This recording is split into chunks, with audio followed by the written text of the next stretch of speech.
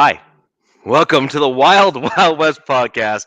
My name is Richie Richey of the MHRT Network. Over that away or that away, depending on which way the mirrors on the cameras decide to flip today on the StreamYard Broadcasting Network here, we have DZ representing his Los Angeles Chargers. And down directly below, doing his best I'm in the woods about to go hunting mock-up, You LARPing can't see me on exercise. pinpoint. Yeah, it's You Can't See Me, Mr. Jack Kenna, representing his Las Vegas Raiders. Anyways, Jack, we have some great stuff to talk about, and DZ, we got some great stuff to talk about on today's show. Basically, where half of the division had a bye week, there was an awful lot of news. like an awful lot of news. And we're going to cover that and more on today's show. We got some Chargers folks in here. James, thanks for joining the show. Happy Blackout Wednesday to everybody who celebrate. Supposedly, in the States, this is the busiest bar night of the year. Is it really? The day before Thanksgiving. Everybody comes back into town, meets up with all their old friends, and Blackout Wednesday, I guess. I thought it was Blackout Wednesday for a different reason. People are prepping to have to deal with the family. But that's probably that was where I thought you were going with it. I'm just saying. But Thanksgiving is actually one of my favorite holidays or kind of family gatherings. And your guys' is very similar to ours. It's just celebrated in October, right? Yeah, exactly. So it's thing, turkey stuffing, family, the whole nine. Family, the whole bit. Yeah. Nice. The only thing with us here is it is definitely treated a lot more like a Christmas-esque style holiday there in the US. It's still an important holiday here. We still celebrate it. We still have the whole family gathering and everything there, but there isn't this aura that surrounds Thanksgiving here to the same extent as there is in the States there. In the US, this is family will literally travel across the country. Yeah. To be together thing, right? Oh yeah. That's Christmas here. Christmas is where family goes and does the traveling thing and that sort of thing. You typically don't normally get that here for Thanksgiving. I wonder if it has to do with you have Black Friday, it's closer to December, but I don't know. Who knows? Well, and again, the reason for the camo, usually when I was younger, I'd go hunt my own turkeys, but it is a huge holiday, and it's actually my favorite holiday because it's usually a paid day off in the United States for most companies. And again, Black Friday, be around your family, friends. And then, at the same time, what do we got? We got football. Yeah, man. There you go. I mean, what? You can't get any more perfect than that. It's almost I'm glad the NFL started doing Christmas too. So it's almost like every year they're trying to make November seems like it's getting shorter and shorter because the companies are pushing Christmas earlier. Earlier and earlier and earlier. So it's you're supposed to have that gap between Halloween and Christmas, and November is supposed to be that gap, and they're just meshing now. It's kind of It's as soon as Halloween's over, it's you're basically skipping Thanksgiving. Well, the day after Halloween here in Canada, they changed the store over to Christmas. Yeah, it's essentially what's going on here. Same thing. It's insane. Absolutely insane. I'm not a fan at all. So, and also, guys, just as an FYI, I don't know what things are going to be like here for me. I am expecting incredibly high winds, 55 miles an hour in bursts and stuff. And they are calling for about 20 inches of snow, give or take, overnight. Not right away, but overnight and into tomorrow.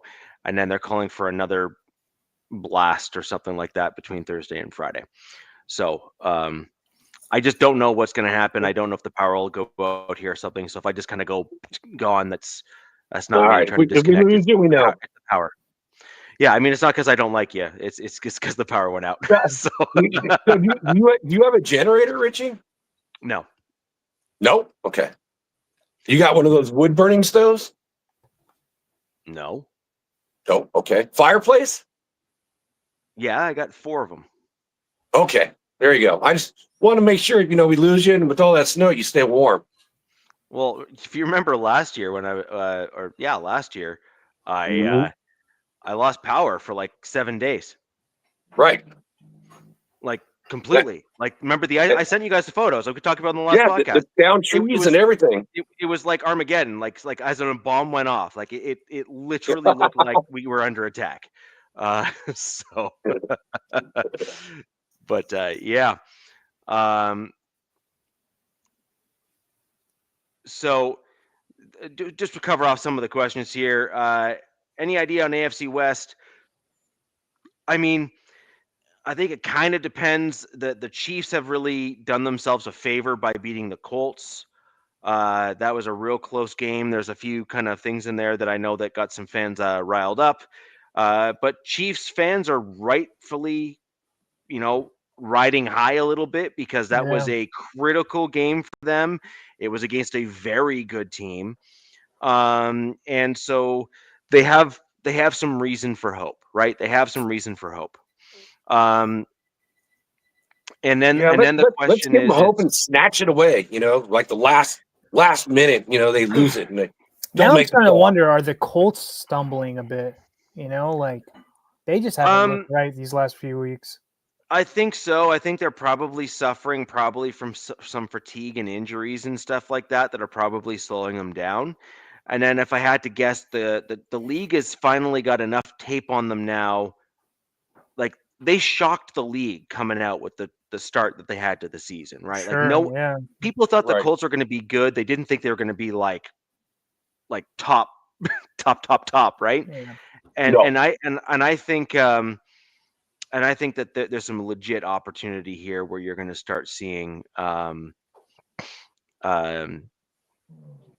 Colts slip a little bit. They have more tape on them. I think you're going to start seeing the Chiefs kind of do a little bit of ebb and flow. And then Chargers, it's going to be a question mark. It's a legitimate. Do you know what? I put the Chargers in the very same camp this coming week as I put the Chiefs in last week, which is, what's actually going to happen here? They're nipping on the heels right now, on the heels of the Chargers, and then so are the Jaguars. And then you've got to look at schedules. You got to look at, just a whole myriad of things. Yeah. Which teams are dealing with what. And, that's one of my main topics about, Jackson I's upcoming game. And yes, I want to answer that because, it is one of my passions. So, Heath, good to see you on the show. Yes, absolutely love deer hunting. That is like one of my favorite things to do. 100. That's why I own his jacket. Raiders should have hired Rich Bisaccia, in my opinion, thoughts, especially with the guy on the bottom. Well, they should have kept him I was over really sad that Antonio Bisaccia left, but I'm glad. I don't think Bisaccia is at this point the right person. At the time, I thought he was, but that is kind of come and gone. I feel like he would have been a hire over Pierce, and then incoming Pete. That would have been my opinion on them. Yeah. So may as well just jump right into it. Obviously, there's 2 games that we had last week.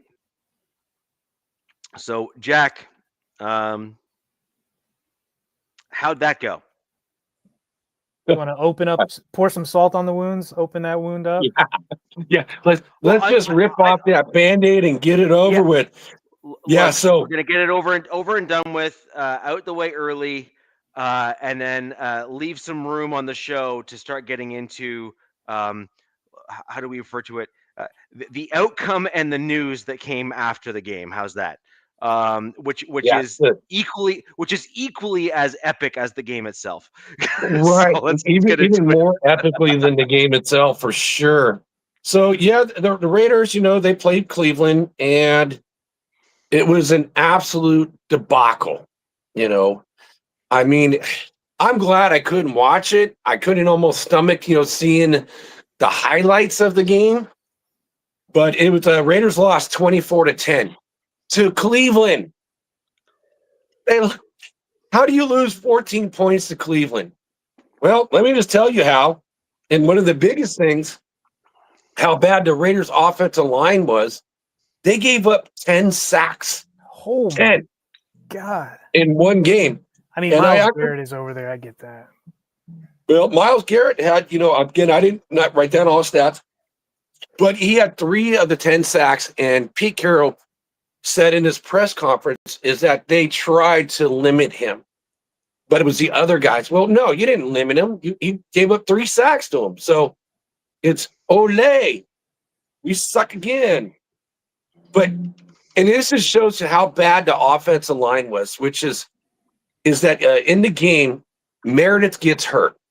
All right, so they had Putnam at center, Meredith at right guard, and Meredith gets hurt. So they pull him and they put Kappa in there. Then later on in the game, Putnam gets hurt. And they have this young rookie, out there. So that could actually come in, walking up and down the sidelines. From what I heard, he was pissed off because he didn't get selected. So they said, no, we're going to take a hurt Meredith and put him at the right guard. And we're going to leave Kappa at the center. And guys, you know this. I've been talking about this, how bad and mismanaged this offensive line is. Okay, so Meredith, who you've been using him at center pretty much the whole year, you decide to leave him at right guard, and Kappa, who came in like on an emergency kind of a notice, who's never played center the whole year, has not practiced for it. No, we're going to leave him at center.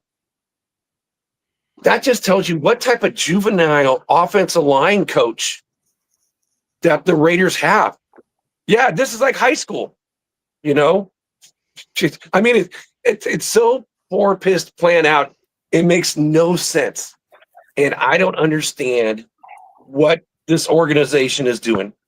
And it's so bad that, they've only converted on 4 of 17 first or third down. They had over 13 penalties for 109 yards. So not only are you playing bad, you're causing a ton of penalties.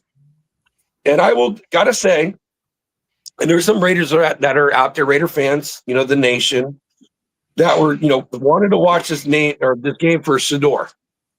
Right. Because it's his first game, and he worked under Tom Brady, in some off seasons. But the Raiders chose not to sign him. And he went in the 6th round, to Cleveland.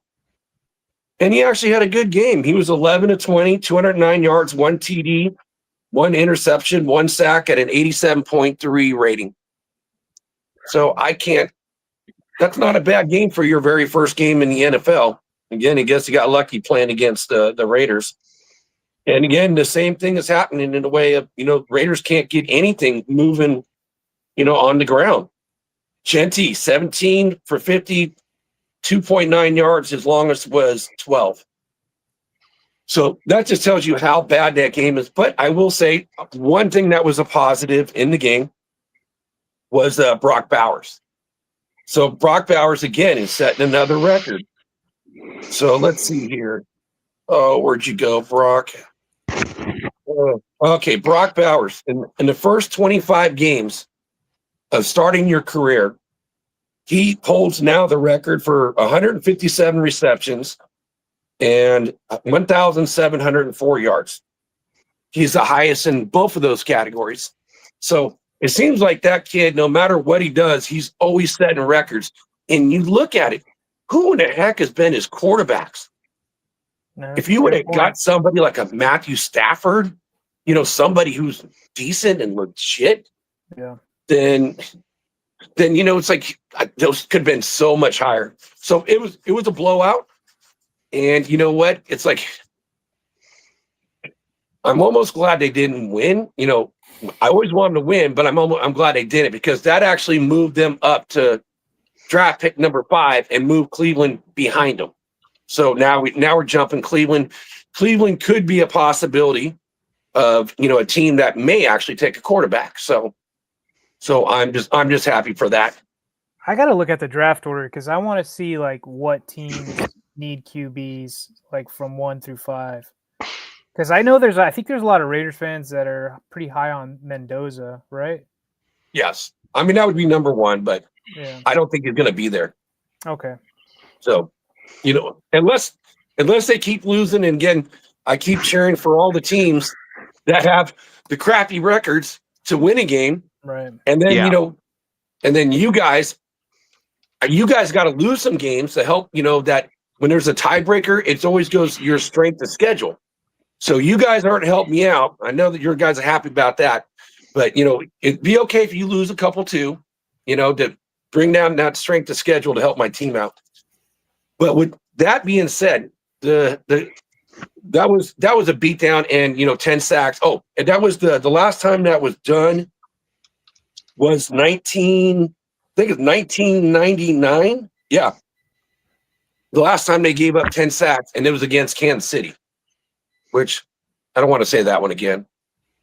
But yeah, so it's been 26 years for giving up that many. But after the game, I mean, literally, I wonder if he, how soon did he even get in the locker room? But the Raiders, fired Chip Kelly. Their $6 million man. So you got to think of this. There's only 3 guys on the entire offense that made more money than him. That's wild. Gino, Colton Miller, and Aston Genty, which was making only $100,000 more at number 6. So I mean, Chip has actually been horrible, for the Raiders, and it's amazing that Chip, almost lasted this long. It's just nothing ever seemed to work. He was in disagreements with Pete. They don't mesh. Jack, I heard he wasn't even a hire from Pete, that it was Tom. Supposedly it was Tom Brady that brought in Chip Kelly. Have you I heard hear any of those different. rumors? Yeah. Yeah, I've heard that, Tom liked him, but I also, you got to think about it. Pete Carroll was not the first choice. And, the year before it was Kingsbury was the number one. So I don't know how much of it's Tom or if it's a combination of Tom and Spytek, for that. And I can understand it, but the only time that Chip's only done well is when he's had exceptional players. Yeah. So you look at Ohio State, 2,000-yard running backs, 2,000-yard receivers. He hasn't had that since his days in Philadelphia. So the stint with the Niners, he didn't have it. Definitely doesn't have that here. So, Chip, thank you.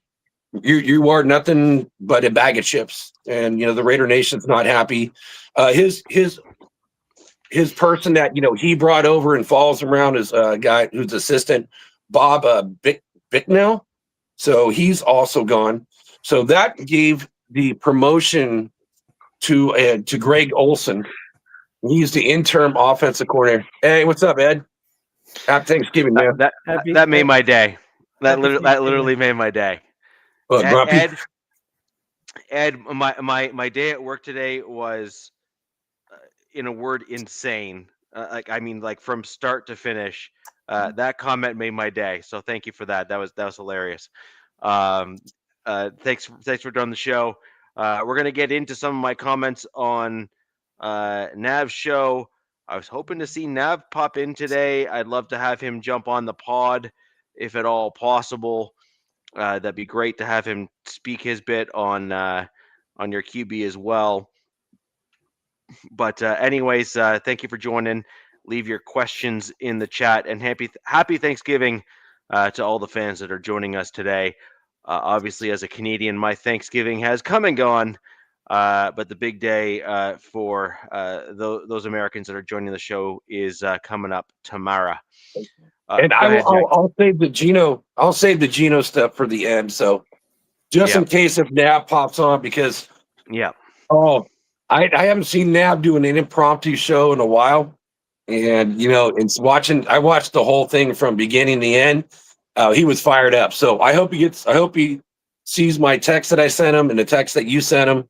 And I hope he does pop on, but I'll save the Geno piece to the end. So Greg Olson, again, is the one who's going to be the interim offensive coordinator for the rest of the season. And for the people who don't know, that's not the tight end Greg Olson. It's a different guy. Yeah. No.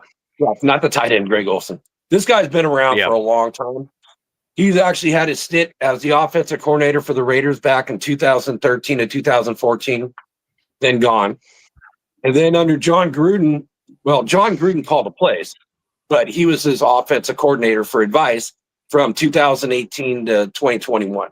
Okay. So he's kind of a run 'em first style guy. So that's something we hope. But again, from what I said on last show, they're 0.4 before, yard before you're getting hit. So you're not even out of the backfield when you're getting hit. So we'll see what he does. I'm not expecting a whole bunch, especially not with this squad. But the one person that really needed to go, is Pete's son. Again, I just mentioned the offensive line to you guys, right? Well, who's in charge of that? It's Pete's son. He's putting guys in positions they don't play. And, he's still got, a job. And I guess you need to be the coach's son in order to retain your job. But that is getting Raider Nation fired up and seeing what this guy's doing on here.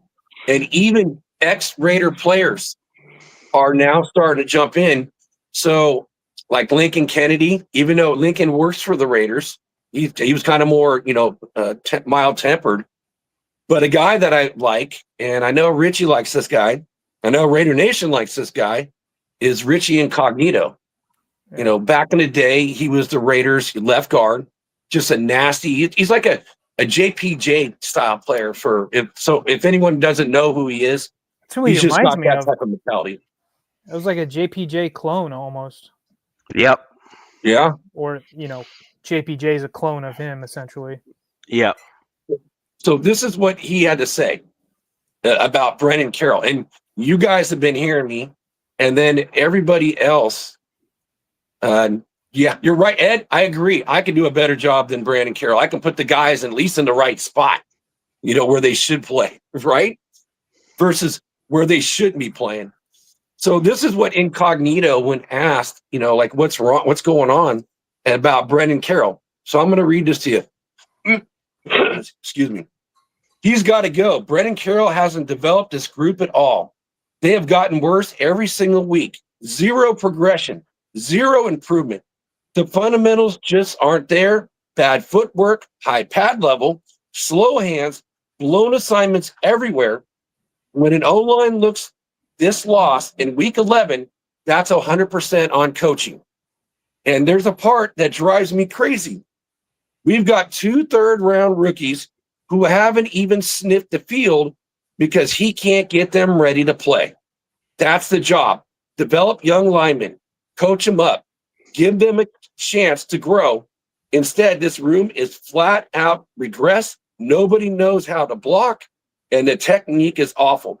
At some point, you have to hold the position coach accountable. I don't know if he will just because he's Pete's son.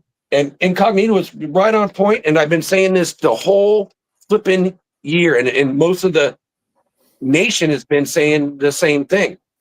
So, yeah, he needs to do something, and it's like when they put Kappa back at center, and it made no sense, and then you got that rookie Rodgers walking along the sidelines. He's ready to go. He's got his helmet.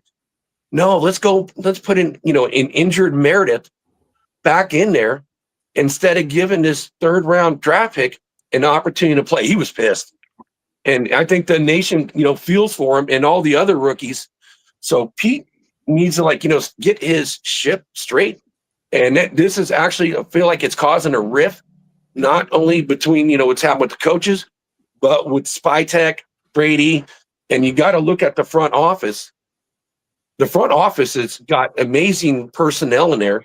And what this coaching staff is doing, penalty-wise, I just mentioned, players not playing, people, leaving a team. So it's a shipwreck. And so that's what's kind of happening with my team. And again, everybody that's in the chat, salute. I'm sorry to read off your names. We're getting some activity in here. Let's just keep the chat going, get those questions flowing, and we'll do our best to answer those as the pod goes on. Jack, I have a couple questions for you though. Yeah, I have a couple questions for you. So I didn't get a chance to bring this up with Nav on his pod, but There you go, Rip. What's up, bro? So number one, what I'm really surprised with is Raiders Nation not holding Spy Oh, Tech. wait. I got to stop you, okay? Because this is going to come back later in the show. It's Raider Nation, not Raiders Nation. It's Raider Nation. I have to I'm a correct you on Broncos that. fan. I'm allowed to screw it up. Yeah. No, Raider Nation, right? So you got Raider Nation here, who's all over, yelling at Brendan Carroll, screaming at Pete Carroll. Chip Kelly basically, they basically had him on a stake over a fire already at that point. So I mean, that was like, okay, fine, basically the expected sacrificial lamb of the year for the Raiders, and frankly,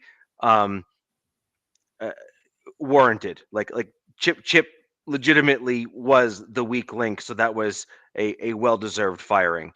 But and you hate to see guys get fired, but at the end of the day, it's a results-driven business, and your offense actually regressed rather than progressed under Chip Kelly, and he's the head of that ship, so he kind of goes down with the ship in that regard. But the one thing you're missing, I haven't heard you mention it, I haven't heard Nab mention it. I don't think I've heard Captain mention it either. Captain's actually normally a little bit ahead of the curve and some of that kind of stuff, where he kind of will at least talk about the front office a little bit. Is Spytek himself. Like, where is your offensive line depth this year? Where is the recognition that your offensive line was not up to par coming into the season from your front office and from your GM? And so that's kind of one part of my question. And then the other part is, if I were to fake it for a day and pretend that I'm a Raiders fan, I would be demanding, like, come hell or high water, Brian Daboll needs to be my offensive coordinator, with the promise that he's going to be a fill-in and assistant head coach in the event that Pete Carroll doesn't turn it around. I don't know, because Daboll could essentially get another gig next year, but that's a name that I haven't heard. That's pretty spicy. So, wait a minute, I brought his name up last week. But for the Raiders, no, I brought it up in Daboll in terms of on the show. I talked about potential offensive coordinators. Before he got fired, I have a list of different guys, and he's actually one of the guys that I had on there. I had, also, Joe Brady, potential, Mike McCarthy. I said, you guys remember this? I said Mike McDaniels, if he gets fired, I would want him as an offensive coordinator big time. Yeah. So McDaniels is another really interesting dude who would be an excellent OC for you guys as well. But my point is that Daboll would be a really interesting choice, because Daboll actually had a pretty good run there at the beginning with the New York Giants in terms of how the team was looking. It's clear that he can, in fact, run things as a head coach. And it's also clear that there are some issues with both New York teams, if we're going to be honest, in terms of ownership group. You can't churn through head coaches and this sort of thing and not have the problem actually be higher up within the organization with this kind of sustained issue that's going on within the team. At some point, the issue isn't just the coaches, it's actually the level up above the coaches, not either paying enough attention, not knowing what they're doing, or just, they just don't care, right? It's like, whatever, we're making money, meh, right? And so I would love to see you guys, if I'm playing, Raiders fan for the day, go out and get Brian Daboll, keep Geno Smith, because I think Brian Daboll. Well, I actually think that. Well, sorry, We'll talk about the his Geno part. his comments aside, based on Yep. pure play, I think that Geno Smith can in fact turn it around. Nope. But you have to put together an offensive line and an offensive scheme and an offensive vision that you can then build around. Now, if Geno Smith is a bridge too far for the team, fair enough. But my point is that I actually think that the Raiders are better suited getting yourself an upgrade or a lateral move for a Geno Smith type quarterback and building the trenches to then allow yourself to then do what I wanted my Broncos to do. Again, I'm playing Raiders fan for the day. I'm not trying to tank your team. Sure. I'm actually like I wanted the same thing for my team, right? So I'm literally putting the same blueprint on the table. Build the trenches, build the offensive vision, and then package some of those picks together that you end up getting because you built your team young, and then go ahead and get yourself a quarterback. So, Well, let me answer that. So the vision was before, and we kind of all talked as we thought there was finally a man in the room amongst boys to run this squad. And looking back on it, it's exactly the opposite. It's like politics in California. It's backwards. But before the season started and Brendan got his hands on everything, again, Colt Miller at the left tackle, Meredith at the left guard was ranked 10th last year. Yep. And you had JPJ at center. Parham was ranked 17th. And DJ Glaze, for a third-round pick, played very well. it's like they For being purposely screwed it up, the Jack. right guard. I'm sorry, say that again, DJ. It's like they purposely screwed it up this year. I don't know. I mean, maybe he's just like the Raiders. They're so bad, you don't have to tank the win, and that's what Brendan Carroll is. It's almost like self-sabotage what's going on in Las Vegas right now, in my opinion. And rip it and flip it. I remember weeks ago, I was like, Aiden O'Connell should be starting right now. Not Kenny Pickett, not Geno. But I think when I did say that weeks ago, I think he was just coming off IR or still was on IR. So if he's healthy now, put him out there. Bench this dude that is doing absolutely zero for your team in Geno Smith. I think his days are gone. And he needs that's a possibility. But DZ, I'm for ripping and flipping. My thought on it. We know what we got with Aiden O'Connell. We know what we got. He's very slow of foot. And if we're giving up 10 sacks for Geno, who's got more movement than Aiden O'Connell, I'm afraid Aiden O'Connell is going to end up back on the IR again. Yeah. So look, I would almost rather see Kenny Pickett because Pickett's not coming back. And unless Pickett showed, he's a great player, then we would think about bringing him back because right now he's not coming back. They're not going to pay him the money when you have Aiden O'Connell. So I don't know. I just know that this week, like, I know Raider Nation is they're diehard, right? Like, but I saw some on X. I don't know how many people in here are on X, but I don't think I've seen as many like negative Raider Nation calling out their team as I have, after your guys' game against Cleveland. They are, I don't know how they do it, man. I mean, you look back in the last, 20 years or what is it, 22 years? You've had like one winning season or the last 2016. And then after that, it was like 2002 when we went to the Super Bowl. But yeah, it's been a desert. That's for sure. Yeah. And I mean, and then what's going on this year, the dysfunction, especially on the offensive line. I mean, look, as a Chargers fan, I get it. But you said something earlier about coaching. I don't know if that was Richie or you said, coaching is what helps you with that. But, we talked about it months ago or weeks ago, early in the season, like the whole JPJ switching, over for Meredith and how we're like, how does that make any sense? And that debacle with Brendan Carroll, everything stinks right now, man. And then the pass weapons, letting Jacoby go, trading him, right? Obviously, that's due to your season. But now there's no perimeter pass catchers, right? Other than Thornton. And all you got is Bowers. you know, and and Dante Thornton's not playing that well. Finding out that he's like when he was at Tennessee, they only had him run, the deep ball.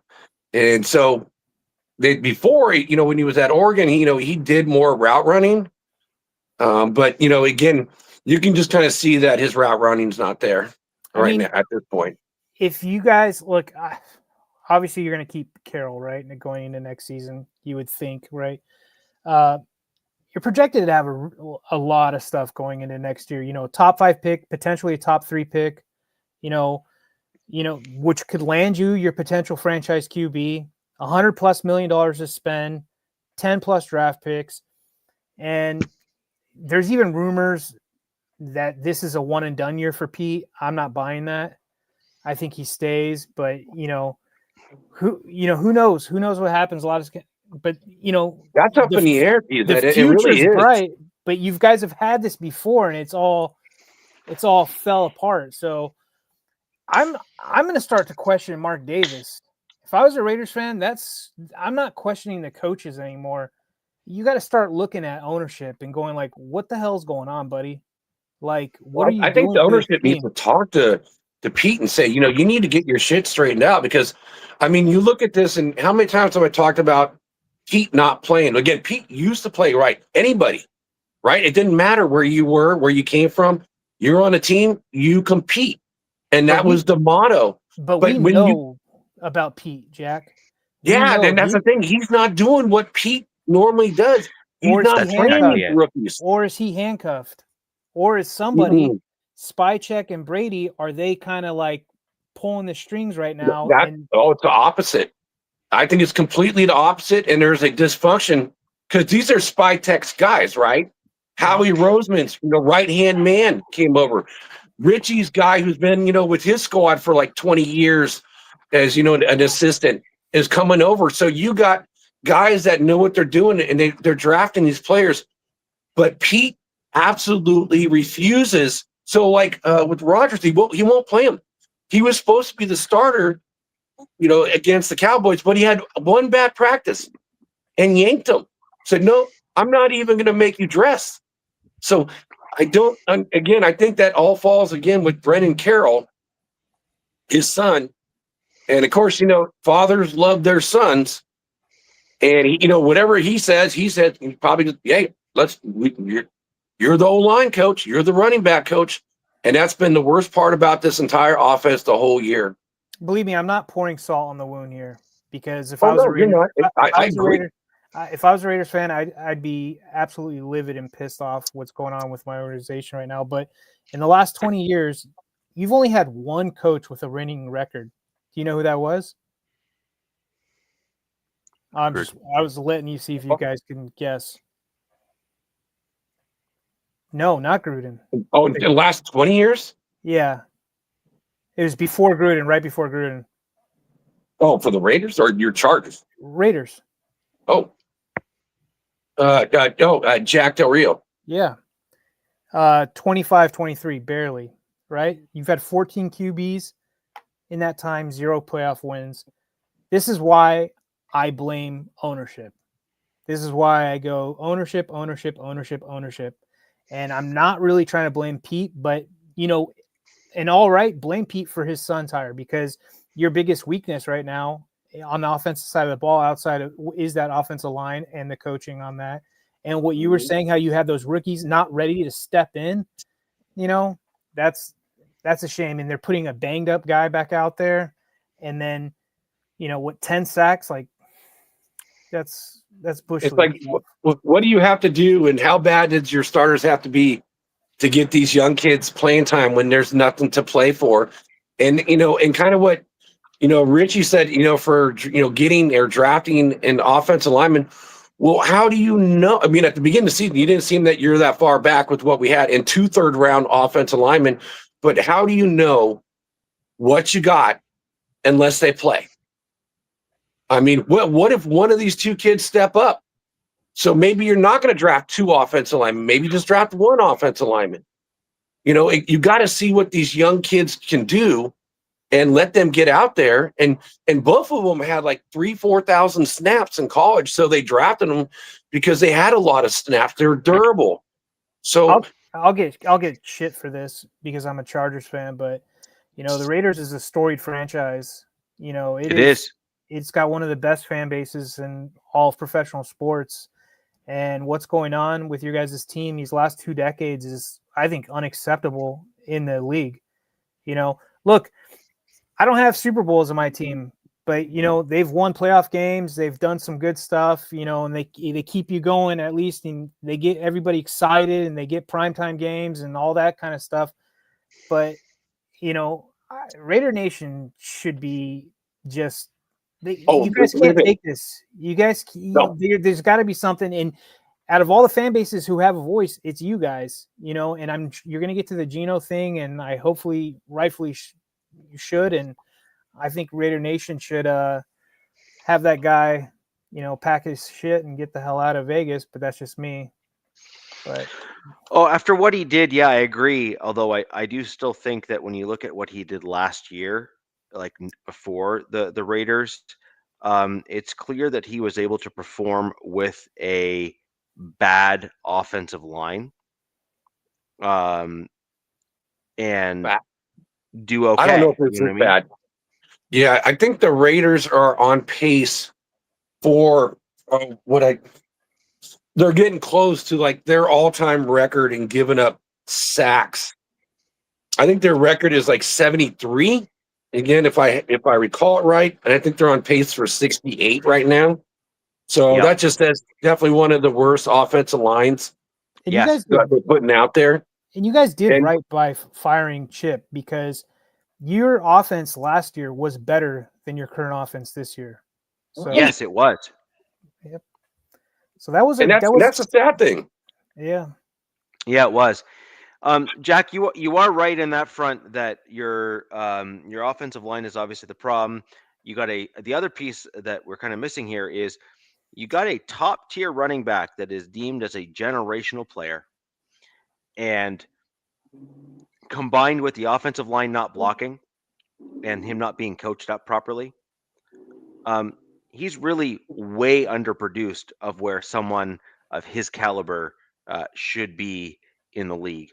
Like, realistically speaking, you should be talking about Genty the same way that you're talking about Bowers, right? Based on how he was drafted and his possibilities. We're talking about Genty the same way like we're talking last year as Raider fans as Zamir White. Yes, exactly. I mean, the way of production. So, sorry, I have one other question, and this is from a Broncos fan's lens here. Having had a team president, executive of football operations, roll my eyes every time I hear that crap. But John Elway was a meddler. So he kind of, rather than running the team as a whole, he kind of Jerry Jones.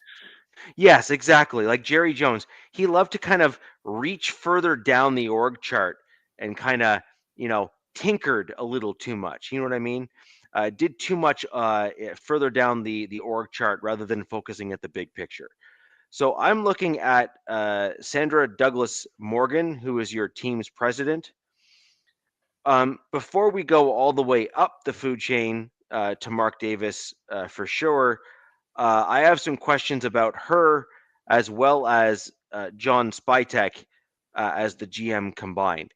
Is Spytek being held back in terms of what he's allowed to do, or is Spytek overexerting himself because he's trying to show that he knows what he's doing? Like these are all questions that I often ask myself. I'm giving Spytek a pass. This is right. He inherited and you know what? And that's fine. And I would be willing to do that as well, right? I'd be willing to give him a pass. But then literally, if that's what you're saying, then you have potentially only two things left to try to course correct as a Raiders team. It's either Mark Davis has literally got to be forced to try to sell the team to move on. No. Okay. And I don't think that's going to happen. And I don't think that Raiders fans want that to happen. And then your only option left is at the end of the season. Right. Then the only option you have at the end of the season is to do what no team wants to do, and you don't want to be that team. But at some point, I guess you got to look at things and say, we made a mistake. Then that would mean that Pete Carroll, you then have to say, look, Pete, Chip was a bad hire. Maybe you didn't bring him in. Fine. But do you know what? You also didn't course correct on your own. You were obviously forced to course correct, which I think is fair, because you don't wait until week 12 to get rid of an offensive coordinator that has proven consistently throughout the season for you guys with problems. So, I mean, I think that's fair. Like at some point you have to look at it and say, like, your offensive line's a problem. Either Pete Carroll is then basically told to sit down, shut up, and coach the team, and you have no control over the offense. We're bringing in Brian Daboll or Mike McDaniel as an example if he gets fired in Miami. You bring in one of those types of guys that are kind of forces in and of themselves with a proven track record on the offensive side of the ball. Like, not Chip Kelly. Chip Kelly did not have a proven track record at the offensive side of the ball. Almost anyone else would have probably been a better choice as an offensive coordinator. Like I said on the last week's pod, Chip Kelly to me is the equivalent of a few of the offensive coordinators that the Broncos brought in under the John Elway era rather. We had Pat Shurmur, I think, is like my equivalent to Chip Kelly. They have never once had a great season in the NFL, really. And they had like one outlier, and then they like to tout that because it brings up their total averages. So what do you think about the general theory there? So go down to rip and flip. And, that's right. Again, when you ask the question, and this kind of segues into it, Spytek is pretty much given everything. He's drafted the players, right? He drafted the players. Pete's not playing his players that he's drafted. So, but Pete also got to bring in, Jamal Adams from the Seattle days, Forsythe from Seattle. So he's bringing in guys that he's got a familiarity with. So Spytek has kind of let him, go, hey, I need this guy. Let's get this guy. He's been doing that. And I think, again, where I think Spytek is getting kind of probably pissed off about is going, hey, I got you all these players. I, translated 7 picks into 11 picks total. 9 are on the team. And besides Genty, none of them are playing. It's like, I'm giving you these players and they're not being used, and the season's over. So I do see there's a disconnect between, again, Pete and his coaches. And by the way, with the coaches, this is the first time in his history in the NFL that Pete has fired a coach. Wow. And this year he fired 2 of them. So there is definitely some disconnect, with Pete, his staff, upper management. And I do believe when you said Mark Davis sell the team, no, I don't see that ever going to happen. I can see if Mark were to die tomorrow, then, somehow, some way, then Tom Brady's going to run the operational portion of the Raiders, not knowing, ownership wise, but just running stuff. So I do blame Pete because, he is the head coach. His son is garbage. And you know what? Joe Philbin should Joe Philbin, and I've said this, I think 4 or 5 weeks ago, Joe Philbin should be the one that should be taken over. And, don't fire your son, Brennan. Make him the assistant. Don't make him run it. Make him watch and learn, because he's never done it at the NFL level. Rich, I hope that helps you out, answer your question. It does, and I think then the answer actually has to be, and this is not what I know you were thinking or wanting, but I think then the answer has to be is, Pete, you have not brought the Seattle culture with you into Las Vegas. You have not adapted or done the iron sharpens iron. You have not brought that competitive spirit that we wanted you to bring from your Seattle days into Vegas to bring that edge that we needed. At this stage here, you really have no choice then if what you're saying all lines up, which, by the way, I am completely willing to say is true. Then you have no choice. Pete Carroll has to be fired. well, I won't say no choice. I will say right now it's in my mind it could be. I can go either way. You know, Pete Carroll's 74 years old. We've not seen the blueprint from this team. But on the flip side of that, again, what did he inherit? Again, I don't like what he's done over the course of the season, but I think a lot of Raider fans are also, you know, sick and tired of flipping and flipping and flipping Turnover. coaches. Then you got to start new rosters and stuff. But, you know, I think it really will depend on who's available, you know, next offseason. Yeah, okay. And again, we still have another, 6 weeks to go. So at this point, I don't see him getting fired. I know some content creators out there, even the big ones, want him gone. I know other content creators like Nav said, nope, don't make him, you know, go away. You know, again, we don't want the turnover. So it's a split. It's split between the nation. But my point is, Jack, is that how else is your team going to change course? Like, if you're saying the problem isn't to what you can control, like you said, right? Is it going to be spy tech, you know, jumping in, going, hey, I'm your boss. You know, this is what you're going to do. Hey, what's up, Yonkin? David Yonkin, what's up, my man? But Jack, it really comes down, and then we'll kind of move on to kind of the next topic and everything here in terms of Gino. But oh God, at the end of the day, it comes down to this, right? All of Raider Nation wants your team to do better than you are now. Okay, I think we can mutually agree on that, like unilaterally. Cool.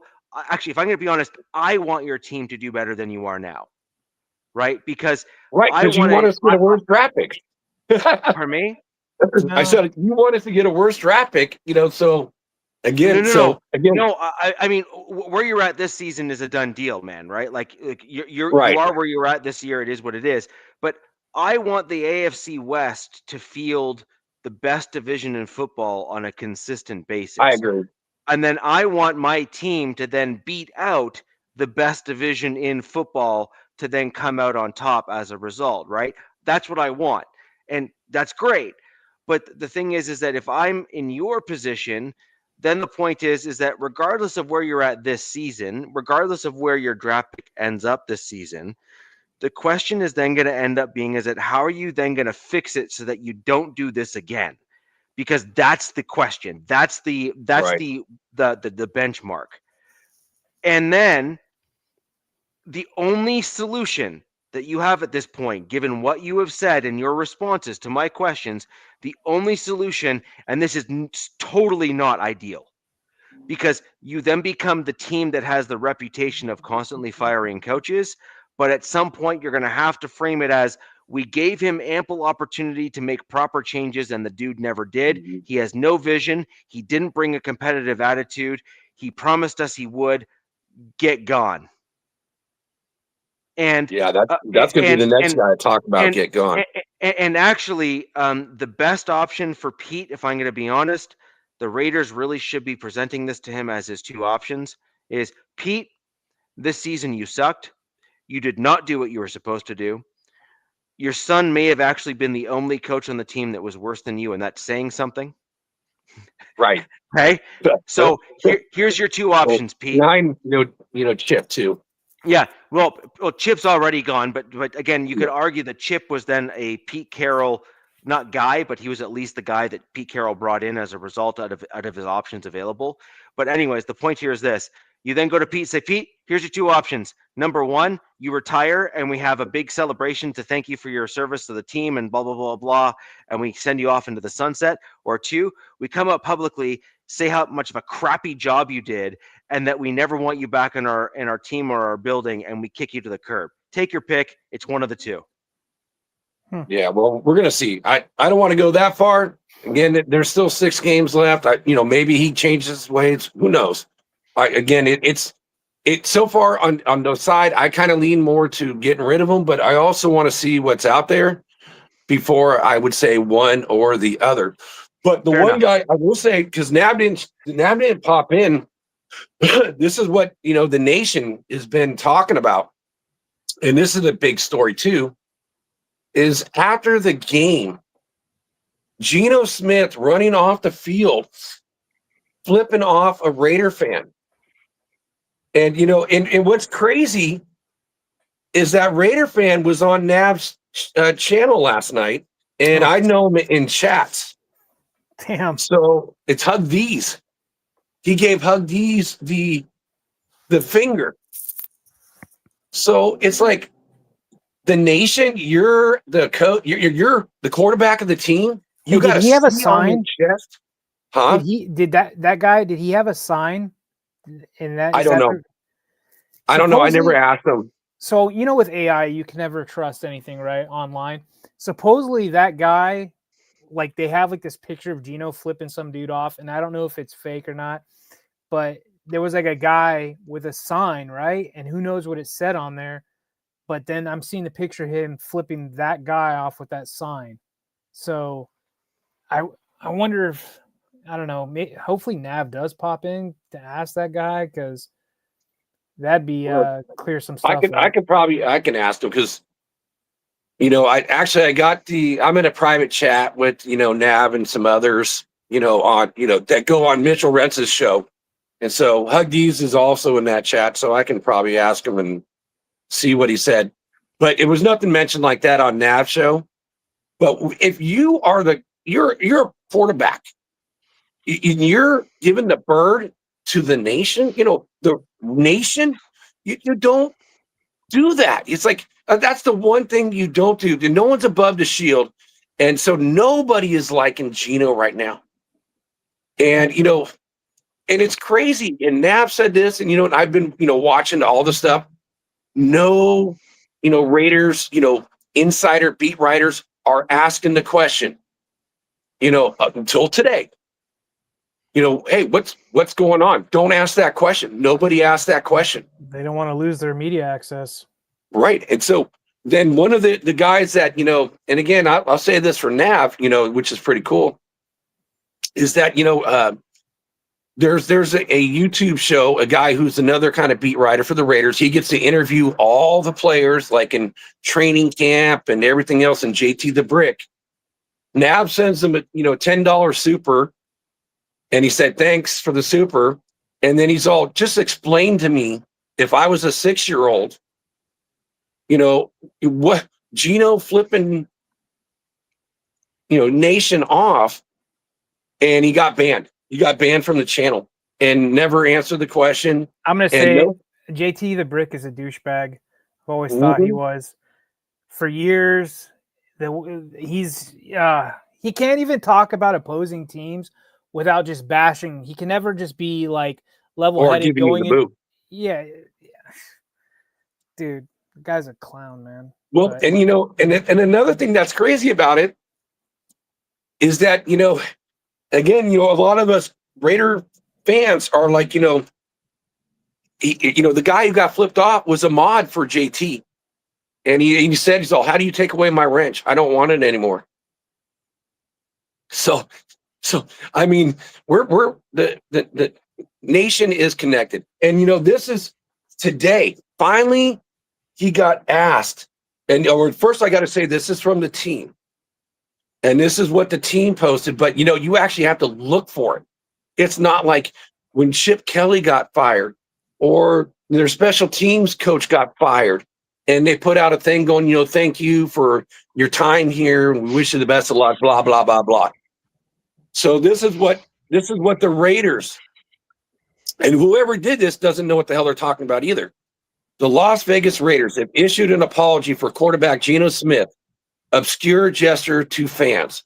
After a recent loss to the Browns, the team stated they were disappointed in his actions, have discussed the incident with Geno, and hold the Raider Nation in the highest regard. No, it's not, like I corrected Richie, it's not the Raider Nation, it is Raider Nation.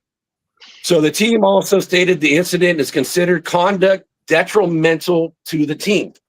So if we did not have Pete Carroll here, we could say it's detrimental to the team and then just kick your ass to the curb, and then we don't have to eat your whole fucking contract. And I apologize about swearing, but Nation is fired up on this. It's like, that is the one thing you don't do. And if it's detrimental to the team, like Kristen Wilkins, then get rid of them, and they'll get that money back, and we'll have more money for next year. So, and then Gino comes out today, and I listened to his presser. He didn't come out and say, "Oh, I apologize." He actually, again, now the beat writers were allowed to ask the question. So somebody had to actually ask him the question to get a response out of him, where the first thing out of his mouth should have said, "The nation, I'm sorry. I should have done that." And I watched it, and this is my notes. He said it lacked, any compassion. There was it just seemed fake. It's just like, put everything on my shoulder. Like you said, hey, if your car breaks down, just put it on my shoulder. It felt like bullshit. So Gino can go kick rocks. I don't care if Gino stays. And and I will put this on ownership. You guys were talking about ownership, and we're going to see what happens. Is if he comes out and he starts the game, that's on Mark Davis. I do know that the Raider team, the player-wise, they seem to get pretty fired up after some sort of firing. These last few years, like, they fire somebody, and the next game they come out with some fire in their ass. So I'm getting ready for that. I think they're gonna want to. Well, we'll talk. We can talk about that when we're playing you guys next week. But if I don't see anything from Pete and sitting him down, then Pete, you can go right off of that, and I'll say that. And Mark Davis, that's on you, because the nation's got you, and you represent the nation. And you know what? He needs to at least sit. Let it be, a series, a quarter, an entire game. Get him out of there. That's got to be punished. There's no way that should be rewarded and let him play. I agree. I think he should sit a series, because at the end of the day, if you're even considering firing your head coach, you do at least need your head coach to have access to who he believes is the best player to have him succeed. But at the same time, I completely agree that as the owner, you got to step down and be like, that crap, just, that's a no-go. That's a red line. It's one thing to get frustrated. It's one thing to throw your helmet or even take a penalty because you're so pissed off that you're cursing out the ref, right? So be it. Yep. Sorry, ref guru, but hey, it is what it is, my man. Right? Sorry. But even that, I could at least kind of say, look, that was a dumb move, but hey, adrenaline and testosterone and all things come together. Right. But to sit there and then take it out on the fans and to flip them off. And by the way, DZ, I did just look up that video. You are correct. A fan did in fact have an orange sign as he kind of hit that section of the send it to me. Send it to me behind the scenes. It must have been somebody must have put something on the sign, because the sign I saw was white. So if it was orange, no. But there's the first sign that I saw was orange, but there was 2 or 3 signs all the way down that front bit. So I didn't. There may have been a white one next to him, but there was a bright literally almost like Broncos orange style sign with black words on it that I couldn't fully read because it was kind of blurred out. People can bring in markers, right, and have a blank side of a sign and write whatever they want as players are leaving. So somebody could have done something like that. And but at the same time, guys, at the same time, I agree. Yeah, at the same time though, I agree. Navman brought it up. Someone else brought it up in Navman's stream yesterday. And I understand Gino's frustrated. I actually think that Gino has a right to be frustrated because the team that has been put in front of him, especially on the offensive line, the right guys have not been in the right place. You've already said that as much, Jack, yourself. Mm-hmm. And so I would feel slighted a little bit if I was Geno Smith, because I feel that the Raiders haven't put the right players in front of me to succeed. However, that does not then give you the right to then lash out and take it out on the fans, that is a conversation that really ought to be had behind closed doors between yourself, the coaching, and whatever. In fact, I would even be cool, not okay with it, but at least understanding if he's like reaming out Pete Carroll on the sideline, right? Like, Right. what is this? Like, what is this crap, man? Like, Dude, I wouldn't mind seeing him. I'd like to see him fight. But, it's like even this dysfunction, like in what I read, when I emphasize okay, you're representing the team and you're putting out a team statement and you're not even doing it correctly. Like you don't know your own organization. Shows lack of character to me. So, yeah, it just shows dysfunction all around. So sorry, to answer this, Jack, Al, absolutely not. No. Jerry Jones, he'll put up with crap. He had players that did worse. Al would probably kick somebody's ass. Probably he probably put somebody. He probably would have put somebody up against a wall. Yeah, Al would have fired Pete. Mid game. We're doing this type of crap. No, but I meant in terms of like Geno. No, but what Geno Smith did, Jerry Jones would make up some kind of like excuse because he has that like forgiveness style gene. Like he had all sorts of players that did all sorts of really dumb crap over the course of the Cowboys tenure. But Al Davis, are you kidding me? No. Al Davis would have ran down to the locker room after seeing that on the Jumbotron and reamed him out in front of the entire team, like for sure. Like not only would he reamed him out, he would have grabbed him by an ear like he's a kid and pulled him out, of the building and said goodbye. Look, I'm a Broncos fan, and like there are certain owners like staples within the NFL. Al Davis was one of them, and Pat Bowlen for my Broncos was another. Like just absolute, just upper tier owners in the NFL. Neither one of them would have stood for that crap, like period. And they would have just reamed him out right in front of his face, in front of all of his teammates, in front of everyone. They're like, you disrespect, you respect this, be gone. And they would have done something better right then and there.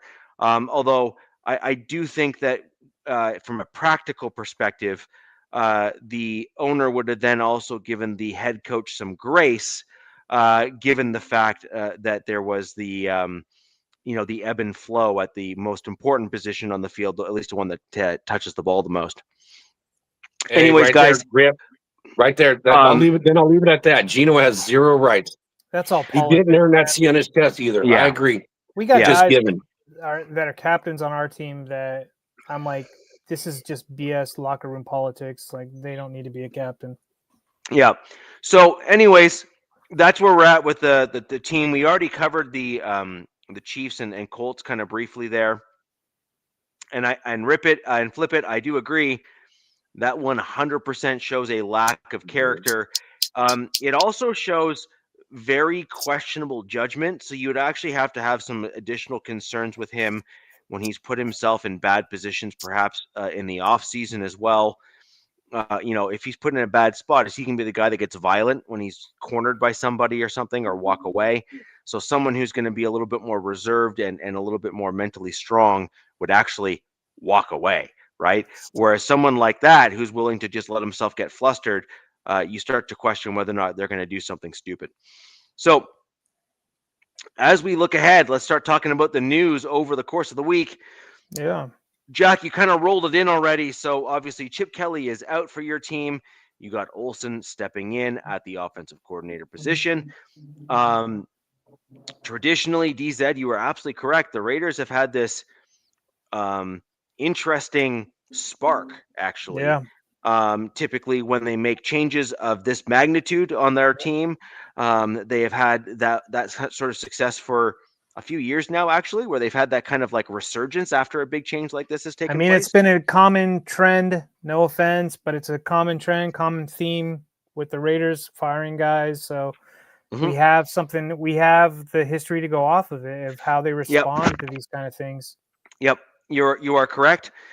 We're gonna circle back to that one real quick because I'm just gonna give a quick rundown on some Broncos news, and then we'll go right back to that to talk about the Chargers Raiders game that's coming up this next week. So, the Denver Broncos, or my Denver Broncos, or our Denver Broncos, depending on who's watching the show here, made some moves this week. Earlier today, the first Flurry of which, moves. yeah, God, this is. I puked a little bit in my mouth as I'm about to say You the should first tell the one out Oh, I know chat. loud. what you're going to talk about. There's some new people in the chat, so they're probably not getting what you're about to say. Yeah, Right. I mean, I'm about to say something, and I can feel myself just not feeling correct as I'm about to say it aloud. My team just extended Luke Wattenberg as our center position. Sorry, just real quick. Now, I Right. know there's some new people in this chat, but Richie has talked about Wattenberg quite a lot these last couple seasons. I Let's don't just think there's say been a game that we haven't heard the name Wattenberg. he is his biggest fan. Absolutely. Posters on the wall, Oh yeah, for sure. darts thrown. So, in fairness, though, the players that I detest at that level, the 2 or 3 of them that have risen to that level of Rich not liking them, Right. has largely turned out to be a pretty solid track record on my part, if we're going to be So honest. it's like some reverse psychology voodoo you It's- got going on. No, but like the one guy that all Broncos country called me crazy for not liking was Justin Simmons. Yeah. Well, that And came true to Hey, fruition. we got a new and- nickname. Check that out, Richie. You got someone who agrees with you 100% right there. I agree. That's actually a good one. What a turd. Yeah. What a turd. Yeah, I mean, I called him the bagel chaser, but I mean, you can go on in any which way, whatever you want to call it. But yeah, I agree that my issue with Wattenberg is this: is Miners has covered up so much of Wattenberg's issues because Miners is such a good guard. Like, he is awesome at his position, and you even seen him in games where he has like bagel chaser too. But you've seen Miners literally push his guy back and then turn over to Wattenberg's side to hope that he's also able to block Wattenberg's player too. Like, that is just how bad Wattenberg has been overall. And because of Quinn Miners being beside him, Wattenberg has just looked way better than he actually is. And that's saying something because I think he looks like trash. Like, even with the help that he's getting from Miners on the right side. Palczewski as well is looking awesome as a fill-in for Powers. So Palcho, my man, the dude got engaged in the offseason, and like I said, underrated right tackle, swing right tackle, and tackle for my team. My big issue with Wattenberg is the dude's just got to go.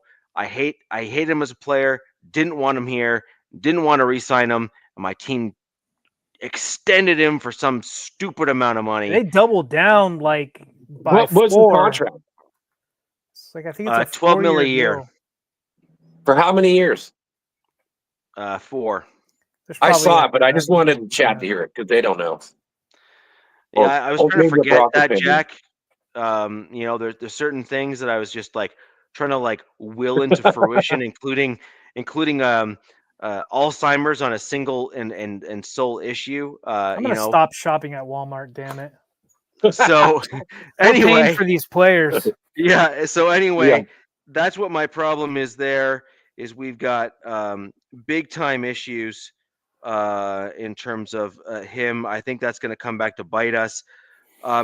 Maybe if we're lucky, and this is what I'm hoping for, is we extended him for 4 years. I need to look at the way that the deal is structured. If there's an out after 2, then maybe, just maybe, this is a bit of a 3D chess move where we're going to draft a center really high and then cut him after 2 years. And I'd be fine with that too. But That either is way, wishful thinking, but yes, I agree. look, I'm hoping. Okay, Yeah. I'm All agree. trying to. I'm trying to just like, serenity now. Nope. That's this is Wrong what I'm aiming show, here. Brian.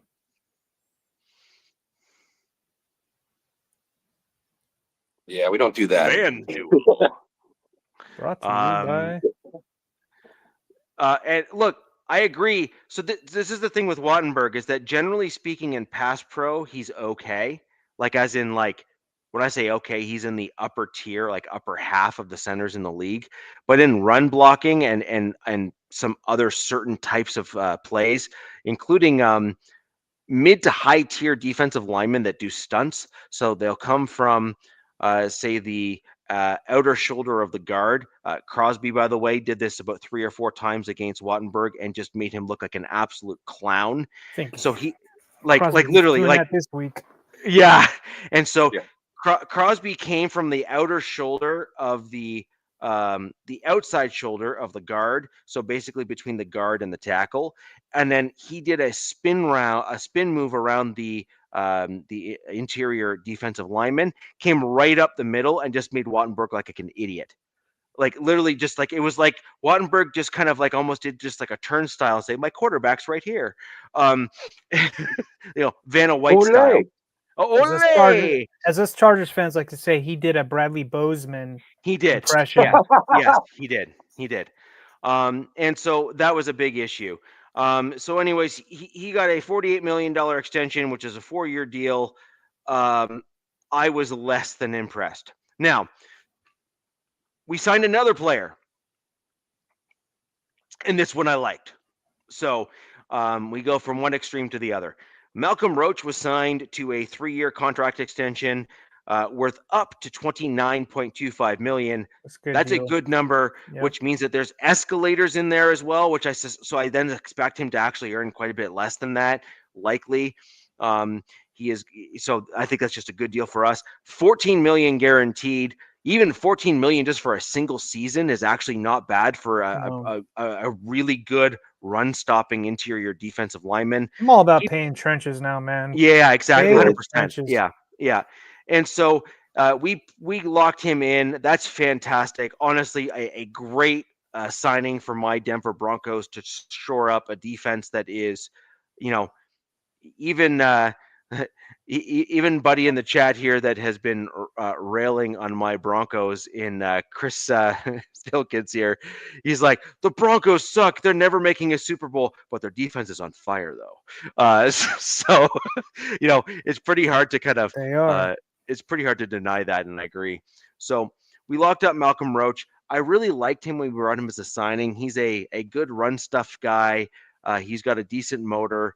He had a small injury at the beginning of the season, a couple games he missed. But the interior guys, great dues to pay if they're playing at a high level. Malcolm Roach is definitely doing that.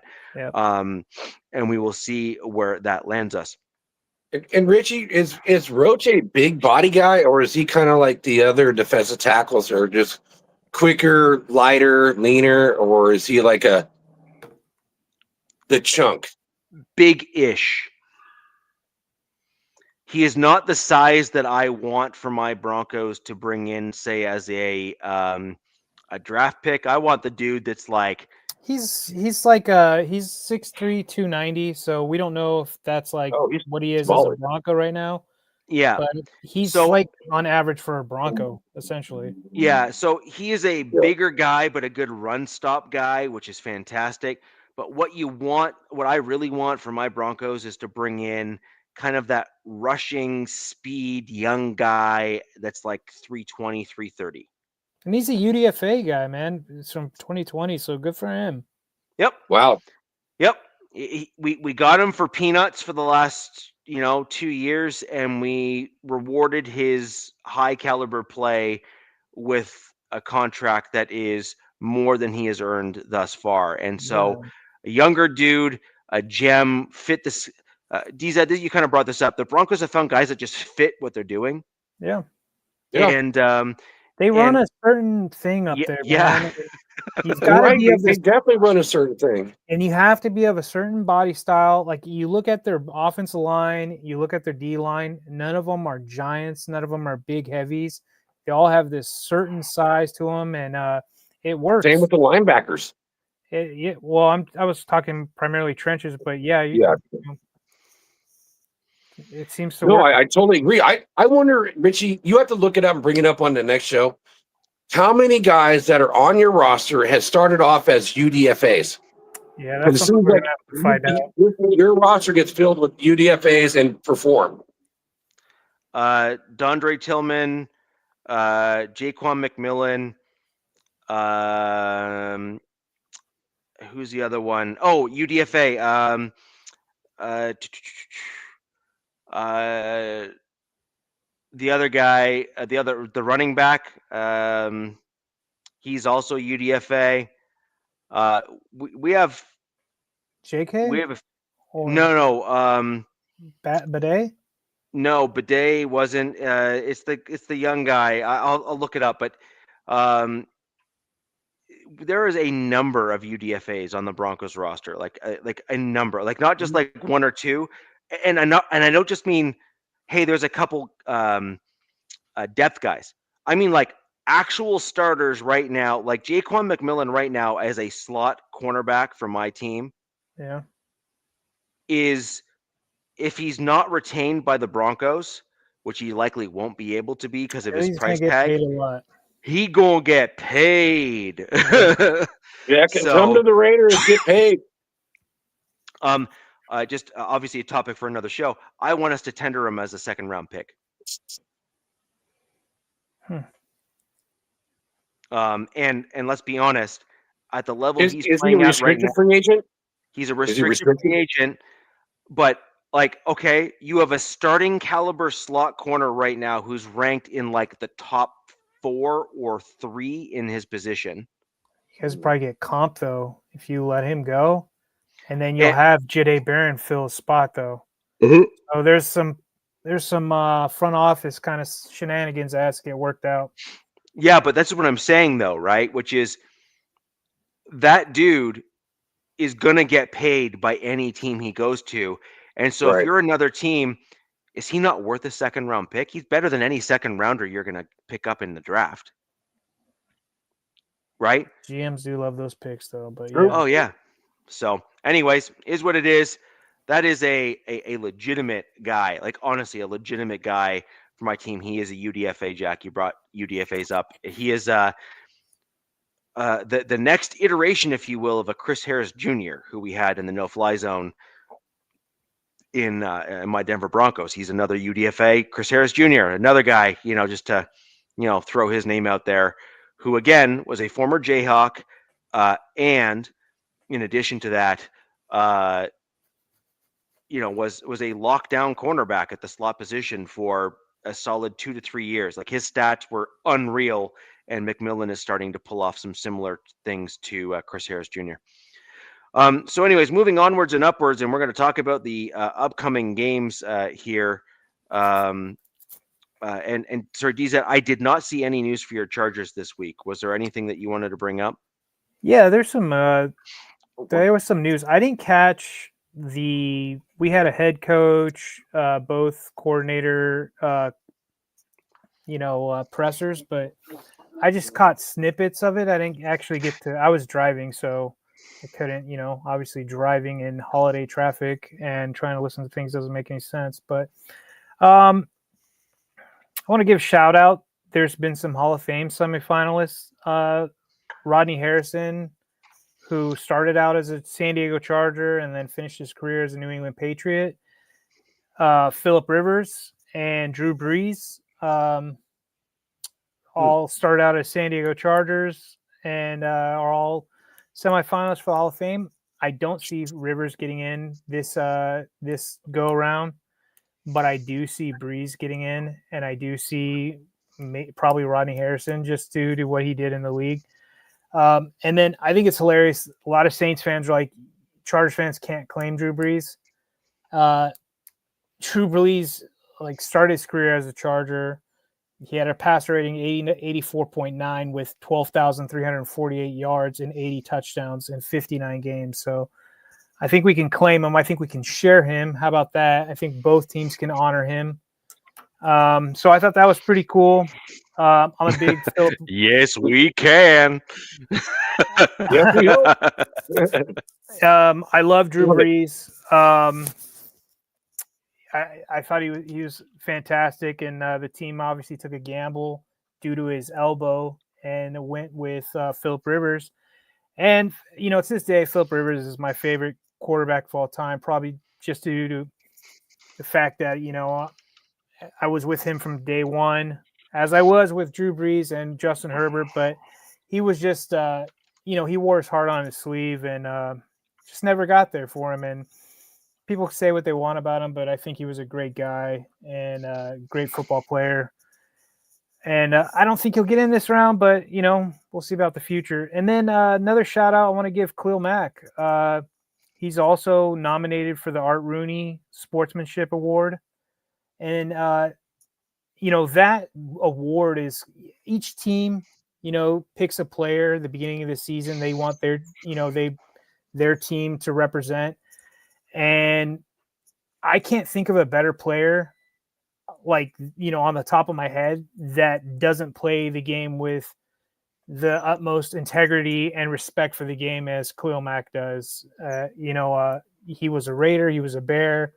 The guy just, breathes football, and he's on and off the field. He's a great guy. And so, best of luck to him on that award. And then, and those who don't remember Khalil Mack, it's like he's kind of like a Max Crosby guy. He puts the work in, and he lives and breathes football. So I hope he gets it. I'm rooting for him. If you guys don't remember, earlier in the season, I can't remember off the top of my head what game it happened in, but he had his elbow jump on the show. He had his elbow what is this? I love it. That's hilarious. We need a Chiefs person. Yeah. But anyways, Khalil Mack had his elbow. If this would have happened to anybody else, I mean, there's only probably 1% of guys in the league this could have happened to, and he bounced back within 4 weeks, and he was back to playing. His elbow went the opposite direction, trying to tackle somebody with his arm, and the guy's got Wolverine blood. He's just from a different generation. There's players that aren't each of our teams that you just look at them and you're like, dude, you're playing in the wrong era, man. You should have been playing like 20 years ago, 30 years ago. And to me, that's Khalil Mack. That's like Derwin James. There's these guys that just are built for what we grew up, that game that we loved, and now we're playing in a different, faster, more finesse game, let's just say. Anyways, and then I was kind of shocked. I told you before the show I was busy. I'm driving home, unloading the truck, had to head back out. So I'm throughout stops, I'm checking X and Twitter, whatever. And I saw our injury report heading into this week. And I'm like, holy crap.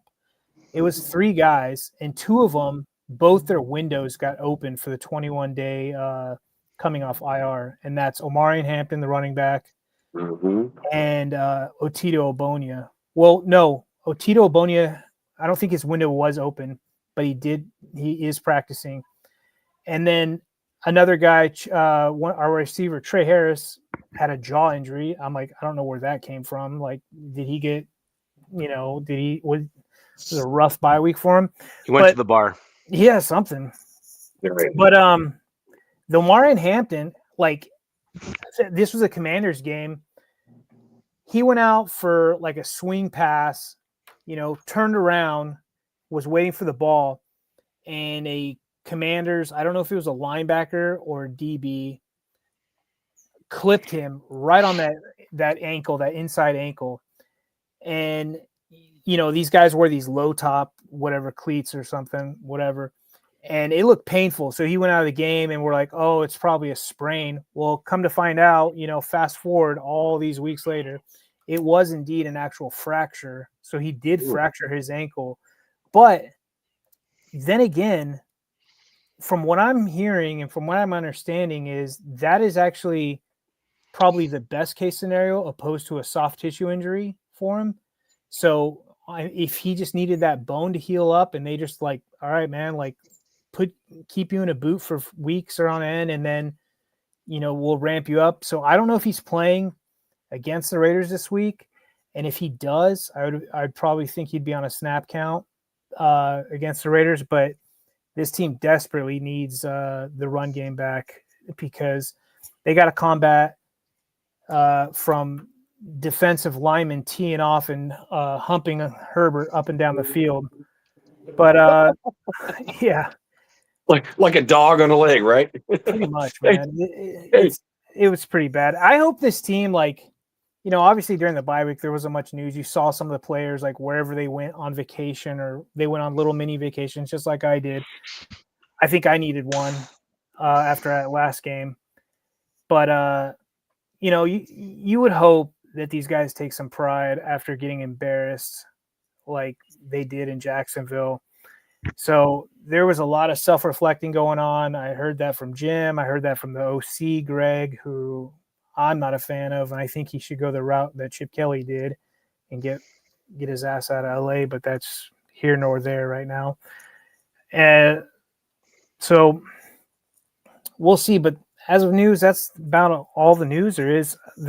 Looks like they did some they showed some offensive line kind of stuff this last practice, which is going to make some fans happy. Is at left tackle they put Sawyer out there, and Sawyer years ago played left tackle. Yeah, he's our swing O lineman.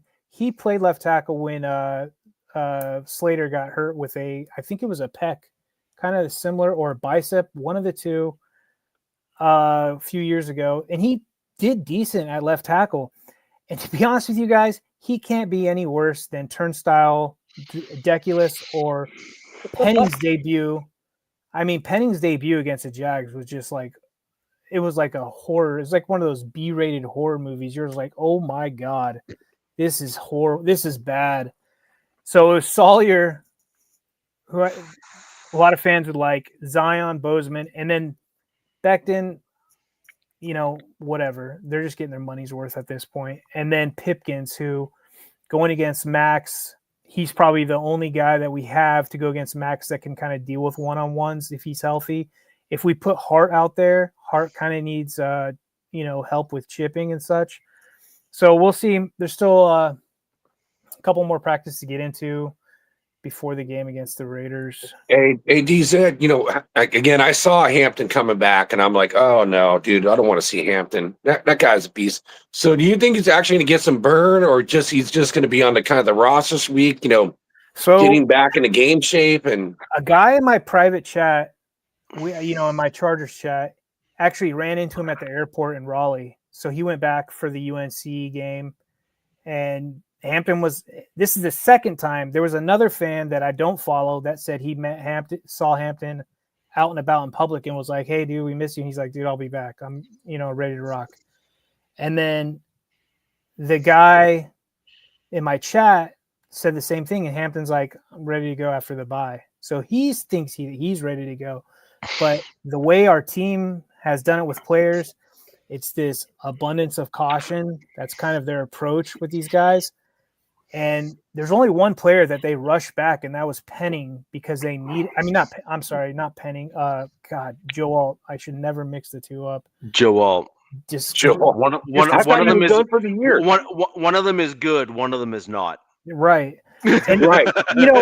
Actually, with Penning, because Penning does have guard experience, I would love to see him take Becton's spot. I would like. If Becton does his BS coming in and out of games, and he just looks like this big, fat, lazy lump on a log, dude, put Penning's mauler ass out there, man. They actually could be looking at that stuff, and that could very well be a bye week thing that you guys tested out as well. Like you may not have heard about it. You know what I mean? Like they could have done it and just never made it to like the press or things of that nature. Because I suspect, because you have a savvy head coach, like let's just call it duck a duck, right? I mean, like, do we? I am like, yes and no. Dude, you got a great head coach. Can we trade? No, but the point, but the point here is that your coach is going to know enough to share enough that like what you're talking about now is to be expected, right? Guys that have already played that position, so he's going to tip that part of his hand. But I could have seen him as part of your bye week kind of prep and your rotation, moving Penning into that guard spot instead of Becton. I mean, something Not gonna hurt. they've got to figure something out because Yeah. they're going to get. I mean, they've been playing with fire essentially. They're Yeah. literally every game playing with gasoline and matches. Yeah. You know, it's the very definition of insanity. You know, they're going to get Justin Herbert killed if they can't figure this out. And then another thing about Hampton coming back is they need that run game back. I mean, Vidal, he does great against bad rush defenses, but you know, we'll see. This is a division game, and I know we'll do all our score predictions and such. Yep. But Jack, you asked me a question on my Broncos, and I can give you a quick rundown very quickly before we get into the back and forth on the Raiders Chargers. Yeah, game please. I'm curious because you guys get so many UDFAs. So look, I understand that this is a very envious position to be in. Okay, totally follow. You wanted to know on my current roster, and I'm going to give you just a couple fringe guys as well, just so that you're aware. Current 2025 UDFAs, Broncos roster, who are they? Playing, like right now, current.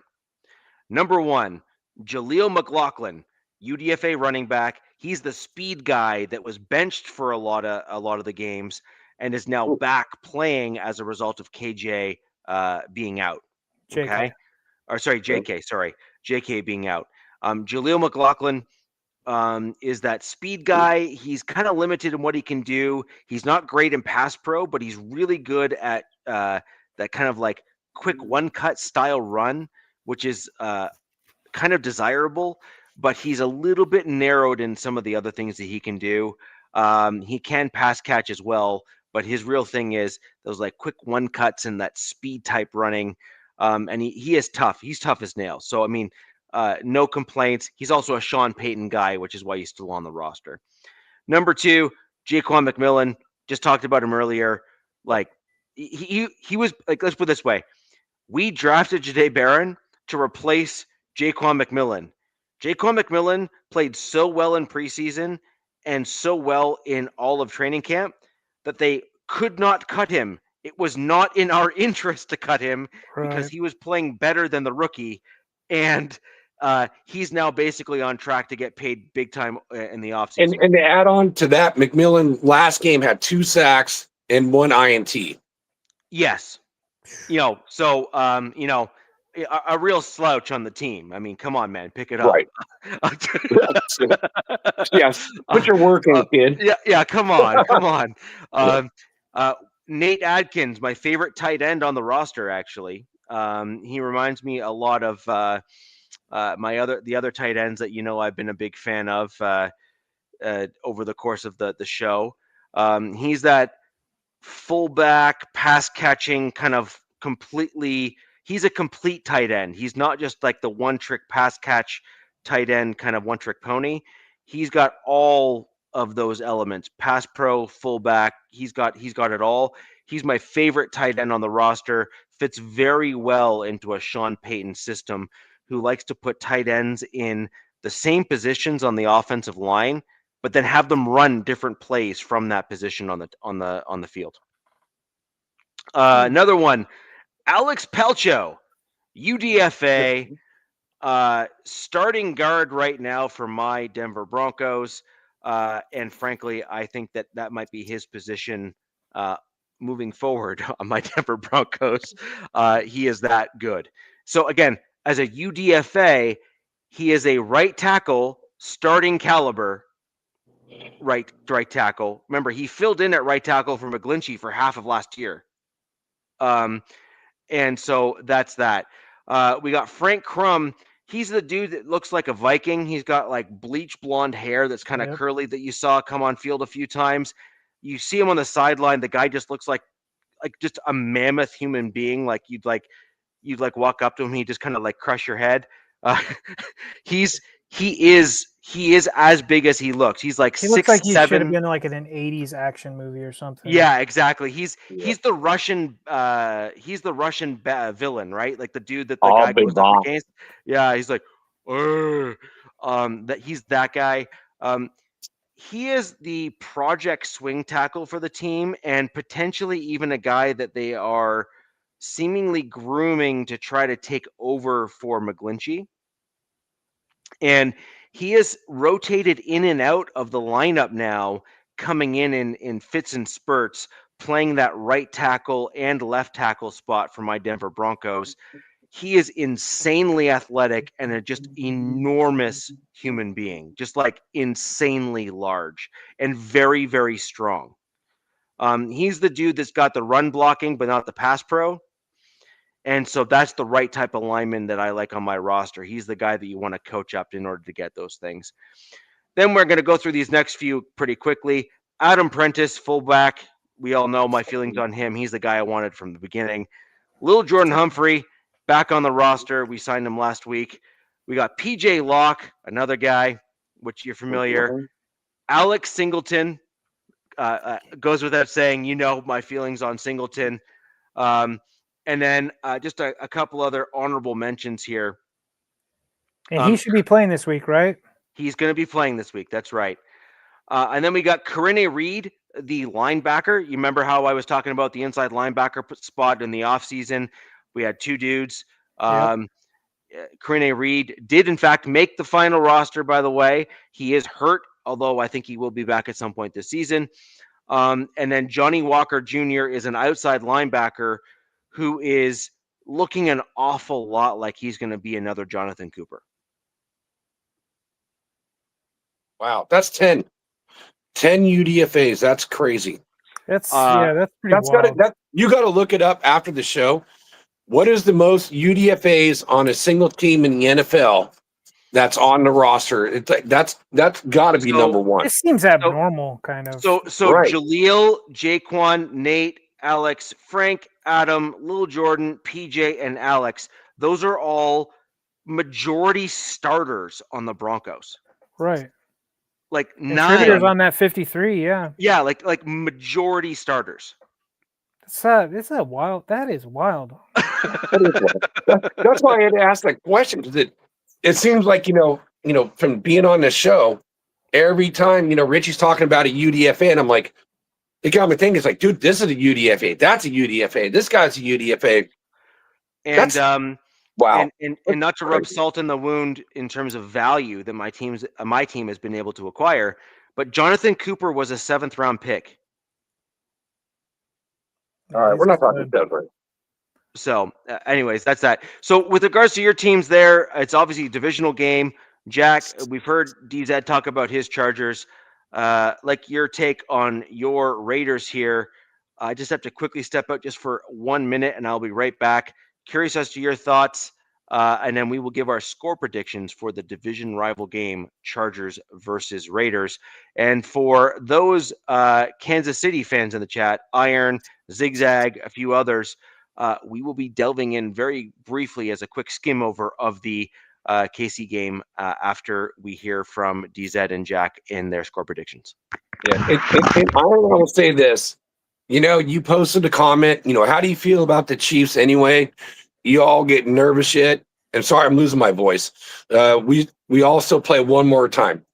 I'm not nervous at all because I don't expect the Raiders to win. And if they win in the long haul, it's only going to hurt my team. So I'm not worried about it at all. How about you, DZ? How nervous are you with the Chargers? I mean, not the Chargers, but the Kansas City Chiefs. Wait, we're talking about the Chiefs right now? Well, yeah, I just wanted to answer this question. Richie put it up. Like, we never answered it, and I like answering the chat. So, I mean, I'm kind like low key kind of nervous because I mean it's in their foundation of winning. Like they used to sandbag to get into the playoffs, and then they just came out and they look like a different animal. And they've kind of like sandbagged this season, not on purpose, but just because of how good everybody else was and, how they were waiting for their team to kind of get going. They had to get back. I think it was Worthy and Rice or whatever. Like they were out for a while. But now that some teams have kind of dropped and there's a lot of fluidity in the AFC, like they're probably, seizing something. They can probably jump up and did I want them to win last week? No. Did they? Yes. They've got a really good matchup this week against the Cowboys. I think the Cowboys, defensive line is a lot better than it was, earlier in the season, but their secondary is still trash. So it should be an interesting matchup. But am I nervous? Yeah, of course. And I'll say I'm nervous because I'm a Chargers fan and I know what our issues are. I know what our weaknesses are. Lack of creativity on the offense. The worst offensive line in football right now. No, right here. And they've got some monster defensive lines to go against, these last 6 games. So it's going to be a challenge. They're coming up behind you. Yeah, they're right there, nipping on the heels. So we've got to keep pace, and we've got a division game against the Raiders. Raiders are coming into SoFi. I was kind of surprised by the spread on this game because division games are rarely blowouts, except for the Super Bowl that your fans celebrate that got us Jim Harbaugh and got us Ortiz. But hey, playing you was not a Super Bowl with that 63 to whatever it was win. I mean, that got your coach fired. So thank the Raiders for that. For the Chargers. Zigzag, I don't think they're washed up. I said it's built in their for the foundation. Chargers, they know how to win. I just think that there are some better, skill-wise AFC teams out there. Like I said, I'm nervous about them. Yeah, they're right on us, and I could see us missing the playoffs, and I can see the Chiefs getting right in there. But yeah, 9.5 point to 10 point spread Chargers for the Raider game, and after the performance the Chargers put up in Jacksonville, and then this being a division game, I still think this is going to be somewhat close of a game. I could see, they're going to have to emphasize stopping the run from you guys, make Geno throw if that is who's throwing, and wherever Max is at, double him, triple him all game long if you can. But yeah, man. As for score, I don't know. I'm just going to throw it out there. I say 24-13. For who? Chargers. I just had to ask that. Yeah, I knew what you meant. Yeah, I mean, you just hope, as a fan that, that taste that's left in their mouth, that it wasn't bad turkey, that was from Jacksonville, pissed them off. They're 7-4. They see the Chiefs. The Chiefs are now in their rearview mirror. They see that red glow right behind them. That they've got to take these wins when they can. What's up, guys? Good to see you guys in. Yes, hang on. Super Chargers pod. I agree, man. It's if it's not Minter getting outdone by a really good OC, it's the offense just being a complete train wreck and Justin having to put on a cape, and it's just bad. But I think they'll be ready. This is the healthiest, like I said, Jack, that I've seen them. Minus all obviously this whole season. If they're not pumped up wearing my favorite uniforms, then they shouldn't be playing the game, to be honest. Dude, as long as they don't wear the banana uniforms, those have to be retired. Those should be. Oh my god, one and done. It looks like somebody peed all over the jersey. I got a question for you. Yeah, go ahead, man. Would you support a burning ceremony in the middle of the field? Oh, 1,000%. I will bring the gasoline, man. I'll bring the matches. I will. The Chargers have one of the best looking jerseys in the NFL with those powder blues, but that yellow banana looking jersey. The jerseys we're wearing against you guys this week, that's my favorite uniform combo of all time. What's that going to be looking like? We wore it earlier this season. I cannot remember which game we did. Any Supercharger spot? Who did we wear the all navies against this season? They updated the navies this year, and they look way better than the previous ones. And that's my favorite. It's kind of like an homage to San Diego, and it's kind of like the Vikings game. Thanks, man. Yeah, I love them. They're the best in my opinion. So yeah, I saw those. I mean, obviously, as a Chargers fan, that's your deal, that's your team. I will say, from a color thing, that powder blue, Sure. like that powder blue logo, that powder blue uniform, it's kind of hard to argue against it. That's a slick color. Like that's like It that's is a slick really color. sets you.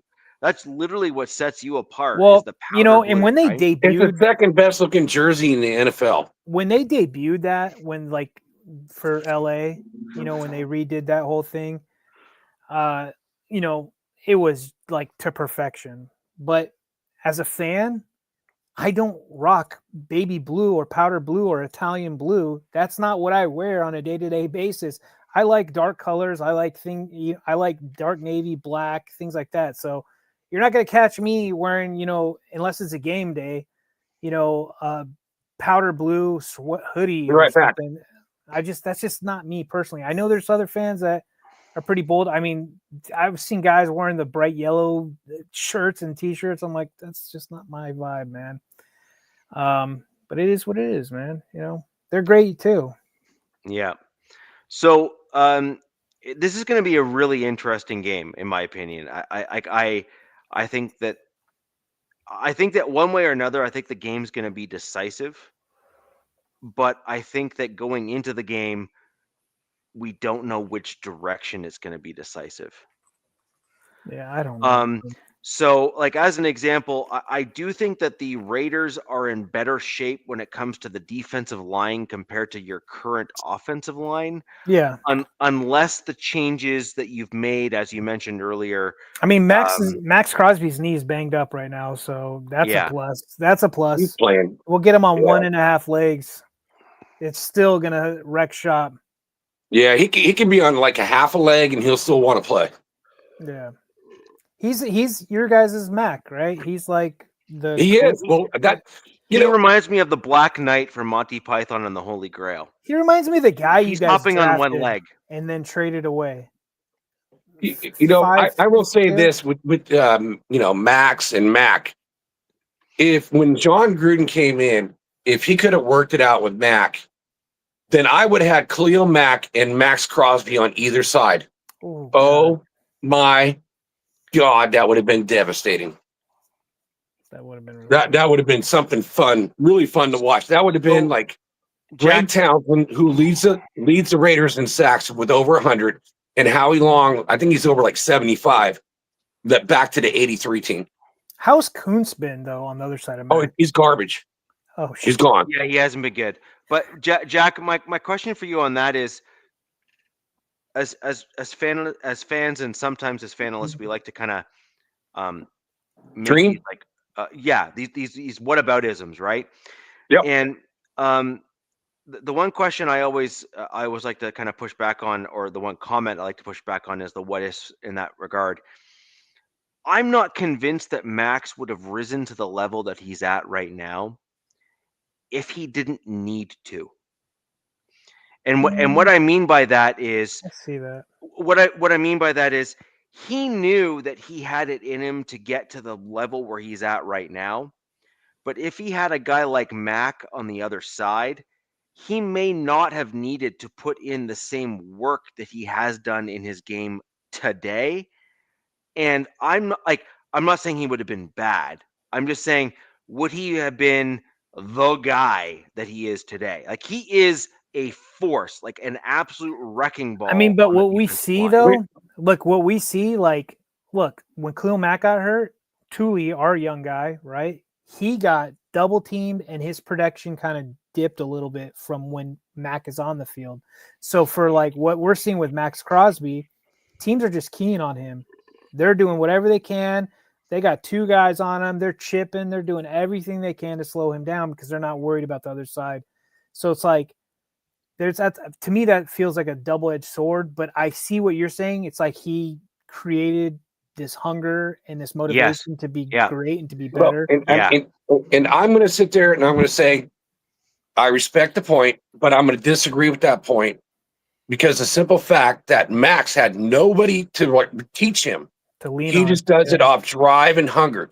So if you could have had a Khalil Mack on that team to learn the moves that he's done over the years and to teach Max that, how much better would Max would have been right now? So I feel that it's the opposite because Max drives himself. Nobody drives Max.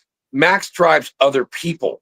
Jack, you just said something that that is so true and that I really like. We have Khalil Mack and he's only on a 1-year deal. We brought him back for, I think it was like 18 million or something, right? Yeah. And we're even like, man, bring him back next year if we can, right? Right. Like if he wants to. And then they brought Keenan Allen back on a 1-year deal. Bring him back too.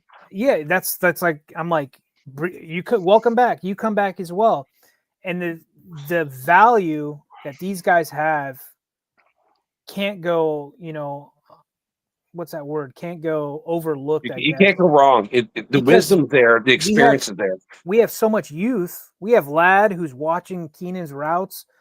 Keenan, Devontae Adams, throwing a couple guys in there. Some of the best route runners in the league right now. And then Khalil Mack, one of the top edge rushers of his generation, probably not like that on, that tier with, Myles Garrett and Will Anderson and Benito.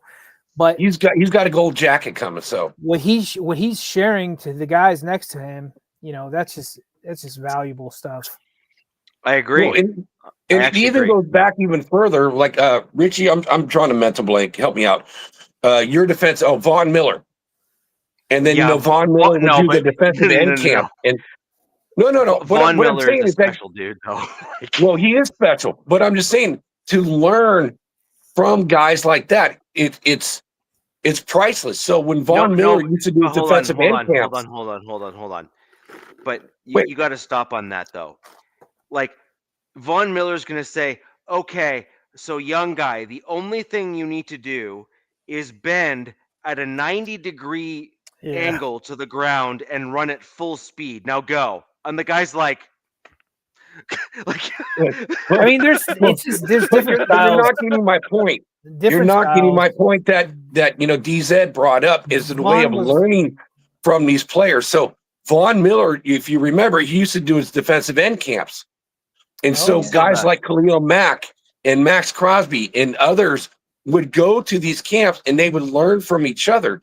So that's the whole thing, to have somebody teach you, the fine art of your position, to have that experience of a Khalil Mack, who I respect the world out of, and he will be wearing a gold jacket one day too, like Von Miller will be wearing a gold jacket.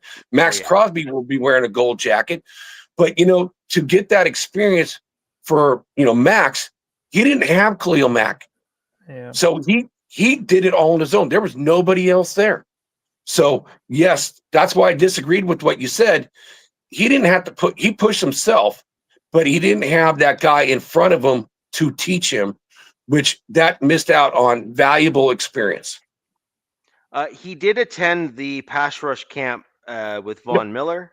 Well, right, but he's not on your team for the whole season. And others like him. Sean McKay is another guy as well.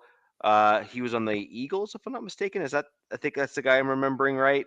Maybe I'm wrong. But like my point, Jack, is like Max Crosby did have some mentors and coaches as he spanned out to actually like lean on other guys like Von Miller, like DeMarcus Ware, like other folks that were at Khalil Mack, other guys he reached out to even though they were gone. He did draw information from them. My only point though is that there's certain guys that are in the league. Like here's an example, right? Like Nick Benito goes to a guy and says, all right, well, all you need to do is get off the line of scrimmage in 1.6 seconds. Oh yeah, that's different. But Jack, this is my point though, right? It's like the answer that most people have is like no. Yeah. like Their bodies aren't designed to move that quick, you know. Yeah. And you just have to have No. special. Hey, well, special supercharged genetics, spot. man. And I like what you said. There you go, brother. Love it. No, I mean, Yeah. look, No, let's not put it this that. way, Jack, your point is well taken. Okay, like I totally understand with what you're saying. If you Kind of had feel Max bad for and Mac.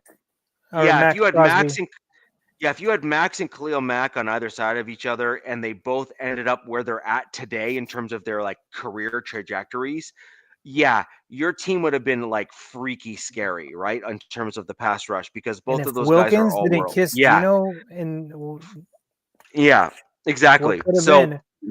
So again, like that would have been super duper scary. I completely agree with you. But the point is that sometimes a guy like Max Crosby needs to be able to spread his wings and be the guy in order to be the guy, if you know what I mean, right? Like some guys are natural born leaders, and when they're paired with somebody else who has already established himself on the team, sometimes they never quite reach their full potential as a result of that scenario.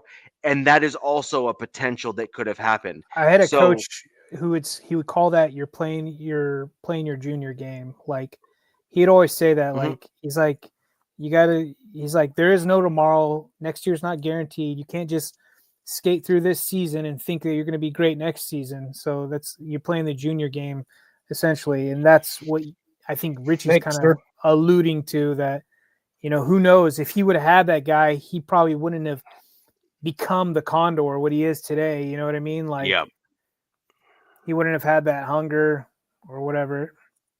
yeah, Yeah. 100%. Well, 100%.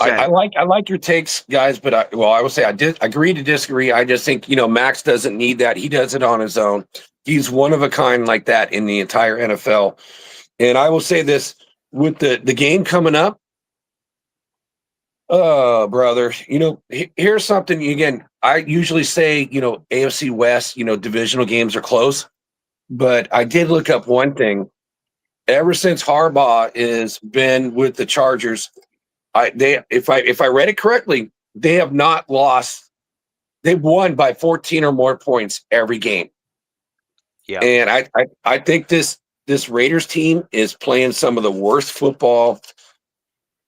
As a person that's been watching these guys from the mid 70s that I've ever seen, and I don't see it close. I really don't.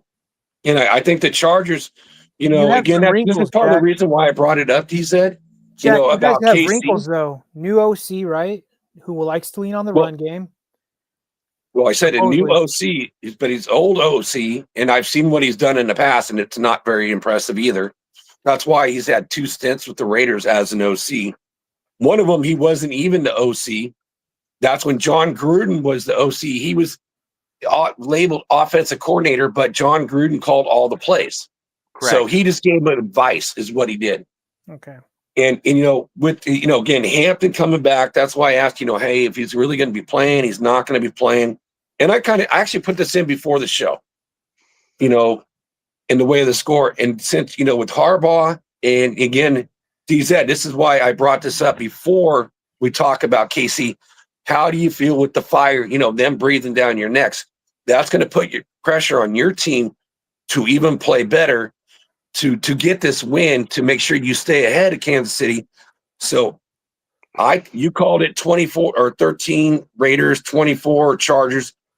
I have it the exact same score for the Raiders at 13 points, but I'm going to give the Chargers 3 more points. So I got it 13-27 going Chargers. Okay. DZ, I'll have you give your score here to the Oh, you already did. Yeah. Oh, you did? 20, Okay. 24-13. So I'm going to revise my score up. Actually, I'm going to give just a tick up on the Chargers score that I have. I had 19-17 originally, but I think this might be a 21-point game for the Chargers, just because I think I have to give a little bit more credit to Herbert. Just because he has shown that he's been able to do some things like just on his own.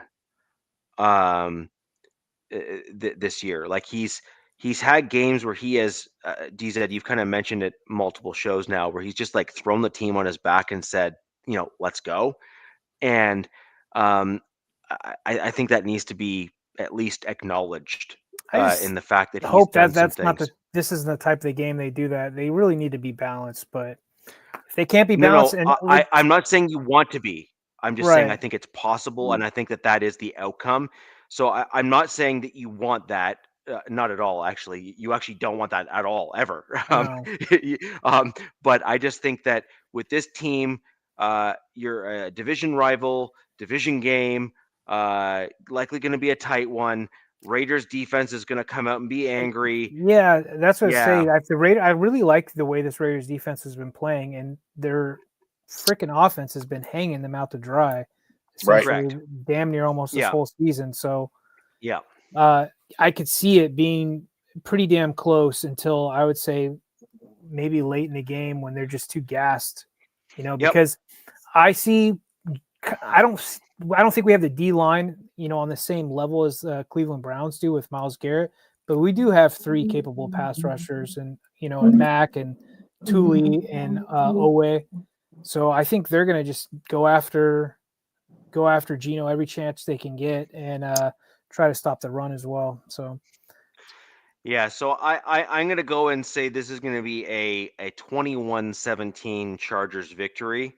But it is going to be that divisional slugfest style game where it's going to be a mistake made here, a mistake made there, a guy making a great play, a defensive guy, maybe turning the ball over, because of a good tackle or whatever. I think it's going to be that style of game, like Chargers, Raiders, any division game within the AFC West is got some variation of that. Generally, they've all speaking. been pretty damn close. Yeah, I think even this season too. And on a sidebar note, again, DZ, I know you remember this. Again, we talked about Khalil when he also had those 6 sacks. And I think he had 16 sacks or 17 sacks for the season. 6 of them were in one game. I think he's going to get 2.5 sacks this game. That was 6 one was offensive line. against Derek Carr, but yeah, yeah. I mean, I think the defense is. I think we're 8th in sacks right now, or something like that. I'm not sure. So that's where I have the team. So between us here, I think we all have the Chargers winning. Do we not? We should be 11. Yep. Oh, this guy must be a Broncos fan. He's a Broncos fan. I've heard. Yeah, but a penalty. Yeah, I remember that. Yep. Yeah, I've heard similar takes to that, and in some regards I agree, in some regards I disagree. But yes, yeah, and we have Sharif coming in here. Thank you, my man. Hey, what's LA up, will Sharif? crush Raiders, unfortunately. 24. And Right, Sharif. I agree. yeah. So Sharif, put your score in the chat. I'm curious. Yeah, let's get the Raiders and Chargers fans putting their score predictions in the chat. We're gonna quickly start touching on the next game here, and that'll be the Chiefs. How much high is about Cowboys. a test? So let's go ahead and talk about the Chiefs real quick as they play the Cowboys. I don't think we really need to get into it too heavy here. Hey, we're looking back on the pass on that one, 63-10. Moval. I love the fact that Moval remembers. They won't let it go. Yeah, they won't let that go. Hey, don't ever let it go. No. So let's quickly go down to our scores on the Chiefs game. Some of us have put it already in the chat. Jack, do you want to go first for KC, and then we'll give DZ some time. I'll go second. We'll let DZ go third. Yeah, you got it. So again, it's KC versus Dallas. Correct. The way they got the prediction going, it's going to be a high scoring game. Like the odds are 51.5 points, and KC is a 3.5 point favorite. So I've been kind of saying this, right now, KC's back is up against the wall. What was this? 1.5 point? 51.5 points for the over under. What was what was the favorite? Oh, KC's 3.5 point, favorite. Field goal in the game. favorite. Field They're goal favorite. 3.5 point- Oh, road dog favorite. Okay. And so the way, again, I look at it, and I said this last week, and again, I'm going to keep saying this. They've been winning this division for 9 years. They've been to some Super Bowls. I feel like, again, they're feeling the pressure. Their backs are up against the wall. And you know what Dallas is good at now, because of the trades that they've made, they're much better against the run. Well, KC's not a big running team. They're a pass throwing team. Dallas is not the greatest against the pass. So I see, Patrick Mahomes carving up this defense. And I can't say the same thing, for Dallas's quarterback. Even though they're one of the higher scoring teams, I still like KC's defense. So I have, a close game. I got it at 27-23 that I put in the chat earlier. And I got KC. They're gonna put the pressure on you, bro. You wait, say your score again. This guy says I'm picking my nose. I'm 27-23. 27-23. KC. I think you're thinking of Pickens, like the wide receiver for Dallas. The Cowboys Chiefs game, I've got it being tied up 24-24 going in OT, and I've got the Dem Boys squeaking out a win by a touchdown. I've got the Cowboys winning this game. What score do you think? It's like 27-23 kind of thing? No, 30-24. So they score 30-24. Oh, it's like a touchdown. Okay. But I got it going into OT. Okay. Overtime. Okay. So I'm just putting some spicy in there. Yeah, that'll be interesting. Put that a bet on Vegas. You can make some good money if you hit that. Dude, if you get that as your end score, you would friggin' kill it, because that would be a rare air pick, right? Like in terms of getting to that point. We seem to have similar scores. So I have 23-21 Chiefs.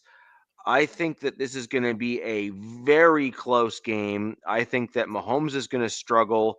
And I think part of the reason for that is the defensive additions of the Cowboys. A lot of people keep on forgetting what they've done on the interior of the defensive line on the Cowboys. They have added players during ahead of that trade deadline, and they have bolstered. And Williams, I believe.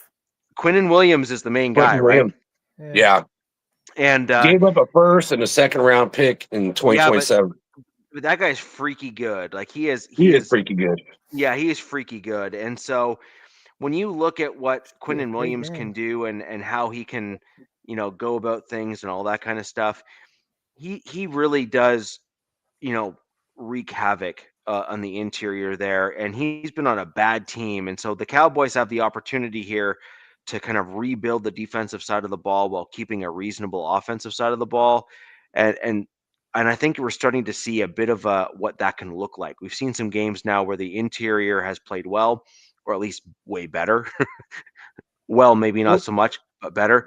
And Richie, what you just said, that is going to be one of the funnest matchups to watch is, Quinnen Williams against Creed Humphreys, two all pros going, locking horns, and let's see what they do. I think one of their Chiefs linemen, he's dealing with both a low and high ankle sprain right now. I think that's a rookie. But, yes. I didn't realize this is one of the Thanksgiving games. Yes, it is.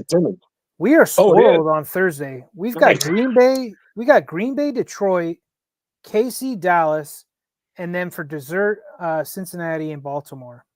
That's a pretty good spread of games for Thursday. Good lineup. Yeah. So shout out to Houday Baby from the Bengals, fan of the show, been on the show multiple times, touting his Bengals. You know him from draft day. He's the guy with the big hat. Really cool guy, really nice guy. Always been great to the show here, coming on, giving his take for the Bengals. So that will be a good game, DZ. In fact, the Bengals Ravens there. Yeah, is that do we know if Burrow's playing, or is that I'm not sure. He said he's coming back. But the question is, who's playing? Yeah, Sorry. So okay. I He hope he said answered he's that question. coming back. That doesn't mean he's playing. He said he's coming back. He didn't, and he's basically saying if I can actually get my rear end on the field, I'm playing. But that doesn't necessarily mean that the coach is going to agree with him. So we'll see what happens there. But my score prediction for the KC game, just to kind of reiterate, I see this as a 23-21 Chiefs victory. This is that like last minute field goal type thing. So you had it as a tie game, DZ. Let's just say that I am basically right there with you. I just think that Mahomes still has that clutch style gene in Yeah. him, and it's pretty hard to completely discount that. Let's just say So I this think is what I'm hoping would happen. You know what I mean? Like, Right. but I see I'm reading the chat. I think everybody's, assuming the Chiefs are just going to squeak this one out. But look, I'm not saying I like the Cowboys. I love their duo. I think their rushing game is decent. It's not horrible. Dak's okay. It's not bad. So I think this will be a fun matchup. It'll be fireworks, I think, in at Jerry's World. Yeah, I agree. And the one thing to keep in mind here as well, just real quick, is if the defense was better for the Cowboys, Secondary, especially. That's secondary especially, I think this would be a Cowboys, like they would wipe the floor with the Chiefs. However, the secondary of the Cowboys is not great. No. And as a result of that, despite the interior of the Cowboys being better, it's going to be very hard to overcome Pat Mahomes. I'm sorry. It's just, it's just a fact. However, for this comment here, you do need to remember the Chiefs they do play us as in the collective division one more time. And so they have to go through the Broncos defense again. And they have to go through the Raiders and the Chargers again. And that's going to be a slugfest for them. Yep. So moving on to the next game and the last game in the divisional show here to round everything out. We have Broncos Commanders. Just for the record, guys, I did bring on, or I did reach out to Corey. He's on the Warpath, one of the largest Commanders podcasts on the internet. I remember Corey and I have known each other for a long time, good friends. He reached out. If we can just wish Corey and his family a happy Thanksgiving. Young family just had their first child. This is going to be the first foray in Thanksgiving with the newborn. So Corey, if you catch this after the fact, happy Thanksgiving, Corey. Happy Thanksgiving, man. Your family, all that kind of stuff. Just wishing you nothing but the best, except for your team in this upcoming game. So, dude, this ticks me off. I swear, everybody in our division is playing the Commanders now that they're beat up and Jaden Daniels isn't playing. But when we played them, it was like everything was going right. Oh, dude, what are you talking about, dude? They crushed the Raiders, and they were beat up. The Raiders are the one that I think that they hurt their quarterback, during the game to help everybody else out. And we got smoked by double-digit points. I feel like when we played them, it was like everything was going great for them. And I'm watching who the Broncos get to play right now. I'm like, oh, give me a break. But it is in right, like this game is in DC. It is, yes. Okay. Yep. So this one here, a lot of other guys on the network here, MHRT, have this being a much closer game than I do. I think that Sean Payton has made some adjustments in the bye week. I think that we are going to be coming out of the gates with a little bit of fire in our belly. And I also think that Bo Nix will have had time to both work with coaches and as well assess what he did well the last two games that he played in, where he showed better pocket presence and better footwork than he has so far this season. He really, really needed to work on that pocket presence, footwork, climbing the pocket, understanding where protections were, where he had gaps to kind of move up into in the pocket and not rush out too early. We had those conversations on the podcast even where Bo Nix was, seeing ghosts and scrambling outside the pocket when he had no business doing so. He stopped doing that the last 2 games, and the Broncos looked a lot more poised on the offensive side of the ball as a result of that. So credit where credit is due as it pertains to Bo Nix, the Broncos offense.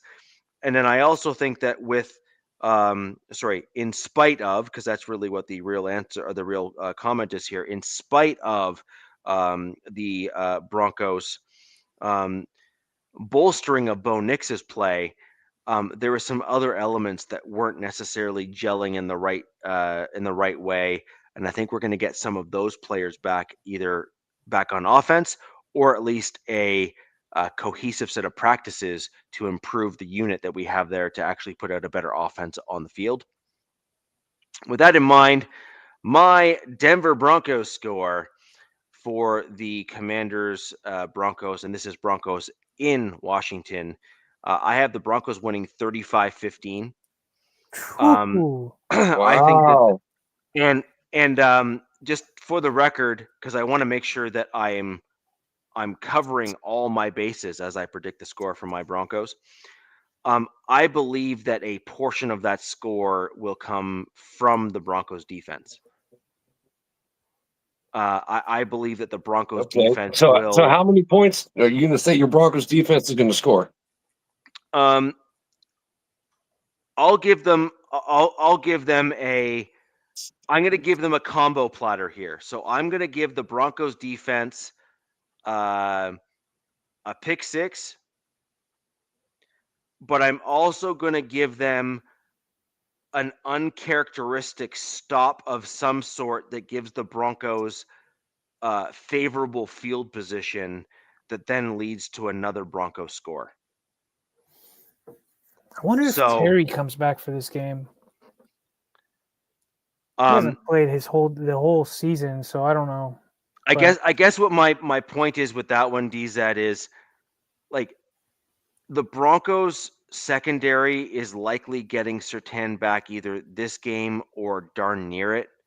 Yeah. And the guys on the secondary will be fired up with that kind of news where we need to do this for Pat to get us like he's a leader on the team and whatnot. Yeah. So the Broncos secondary, even without Pat Surtain, has done an unbelievable job in these last few games.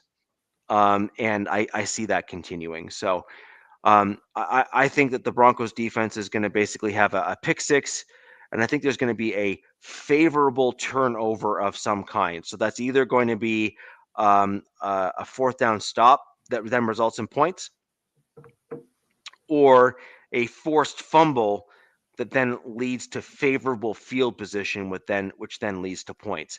And I think that that's kind of going to be a deciding factor in this game for the score that we're going to see. So if this weather prediction is true, it should be a cold and rainy game. Oh, and okay. If that happens, what you just said is not happening at all. I think this will be way close.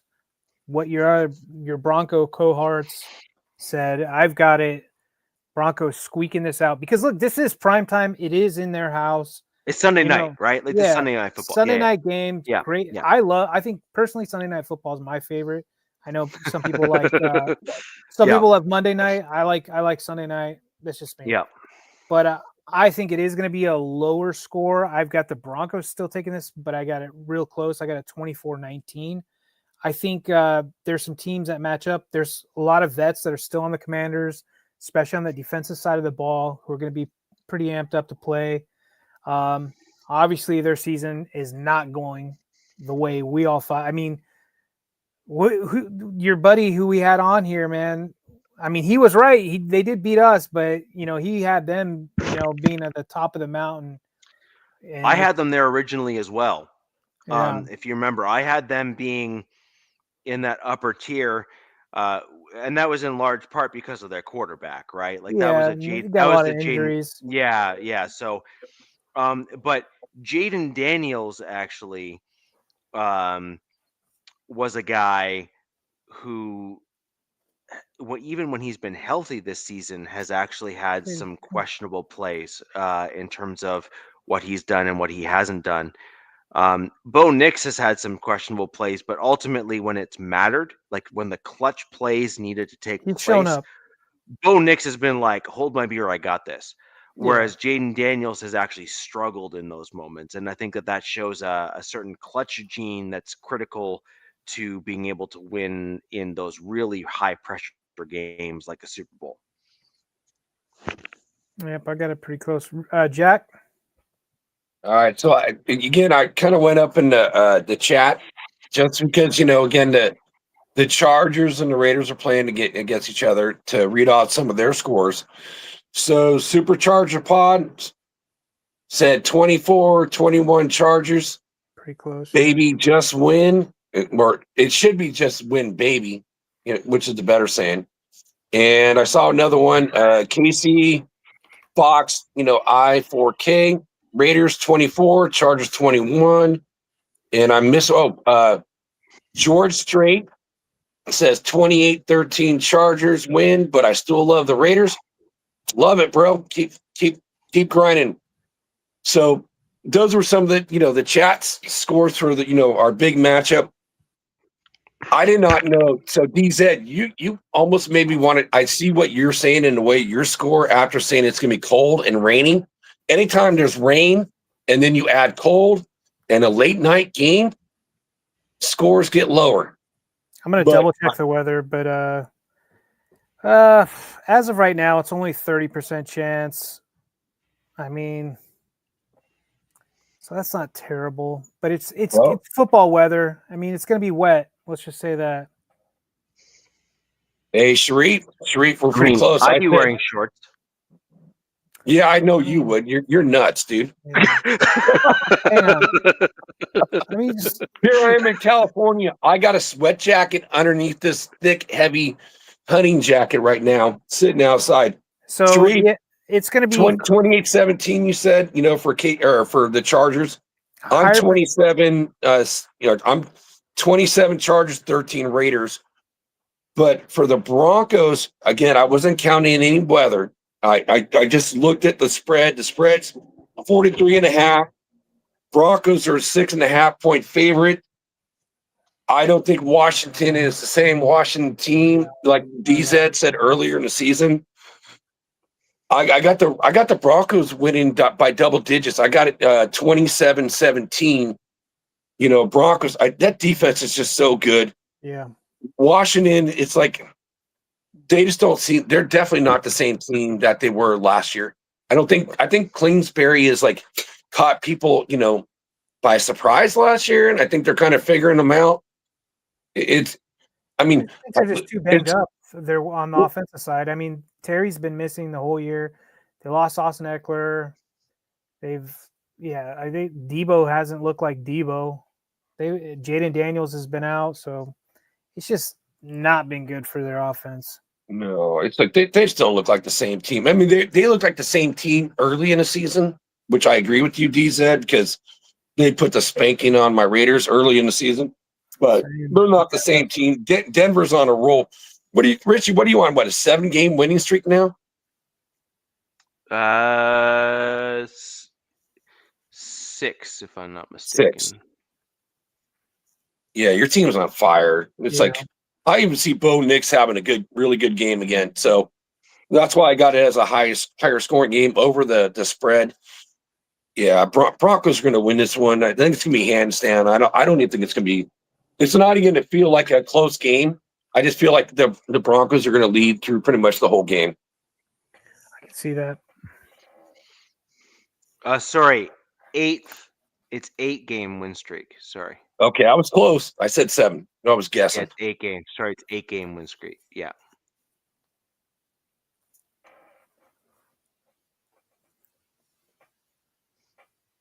You guys got any final words you guys want to say?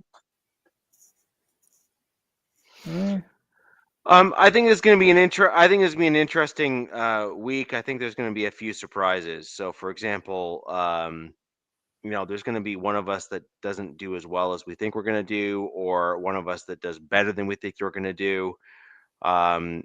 traditionally on the show, I've been a little bit higher on my Broncos this year than I have generally been.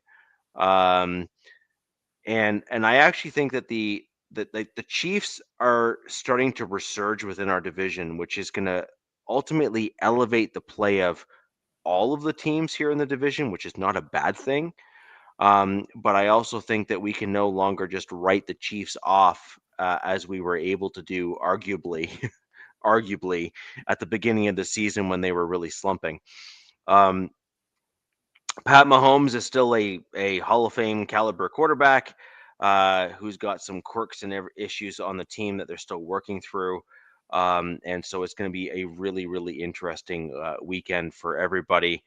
I do hope that we see injury-free football across the division and across You the and me league. both, buddy.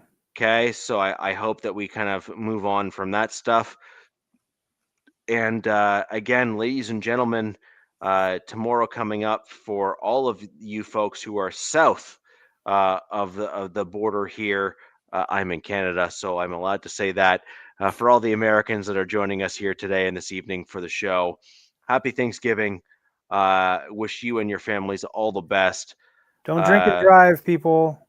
Don't drink and drive. There will be checks and stuff in most major areas and whatnot. So please be safe, have fun, have a great time with friends and family.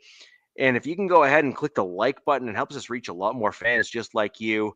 Come and join us next week. Give us those comments, etc., etc. Do you know what? Love my country.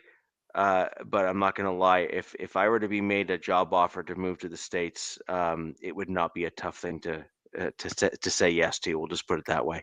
Hey, Sheffield. Hey, happy Thanksgiving, brother. But anyways, guys, love having you join the show. Like and subscribe. Thanks for everybody showing up, man. You guys are great. Exactly. It was a good chat. Yeah. Emori, especially you, 3978. You were the best, buddy. Yeah. Extra thanks. Happy Thanksgiving to you, man. Yeah.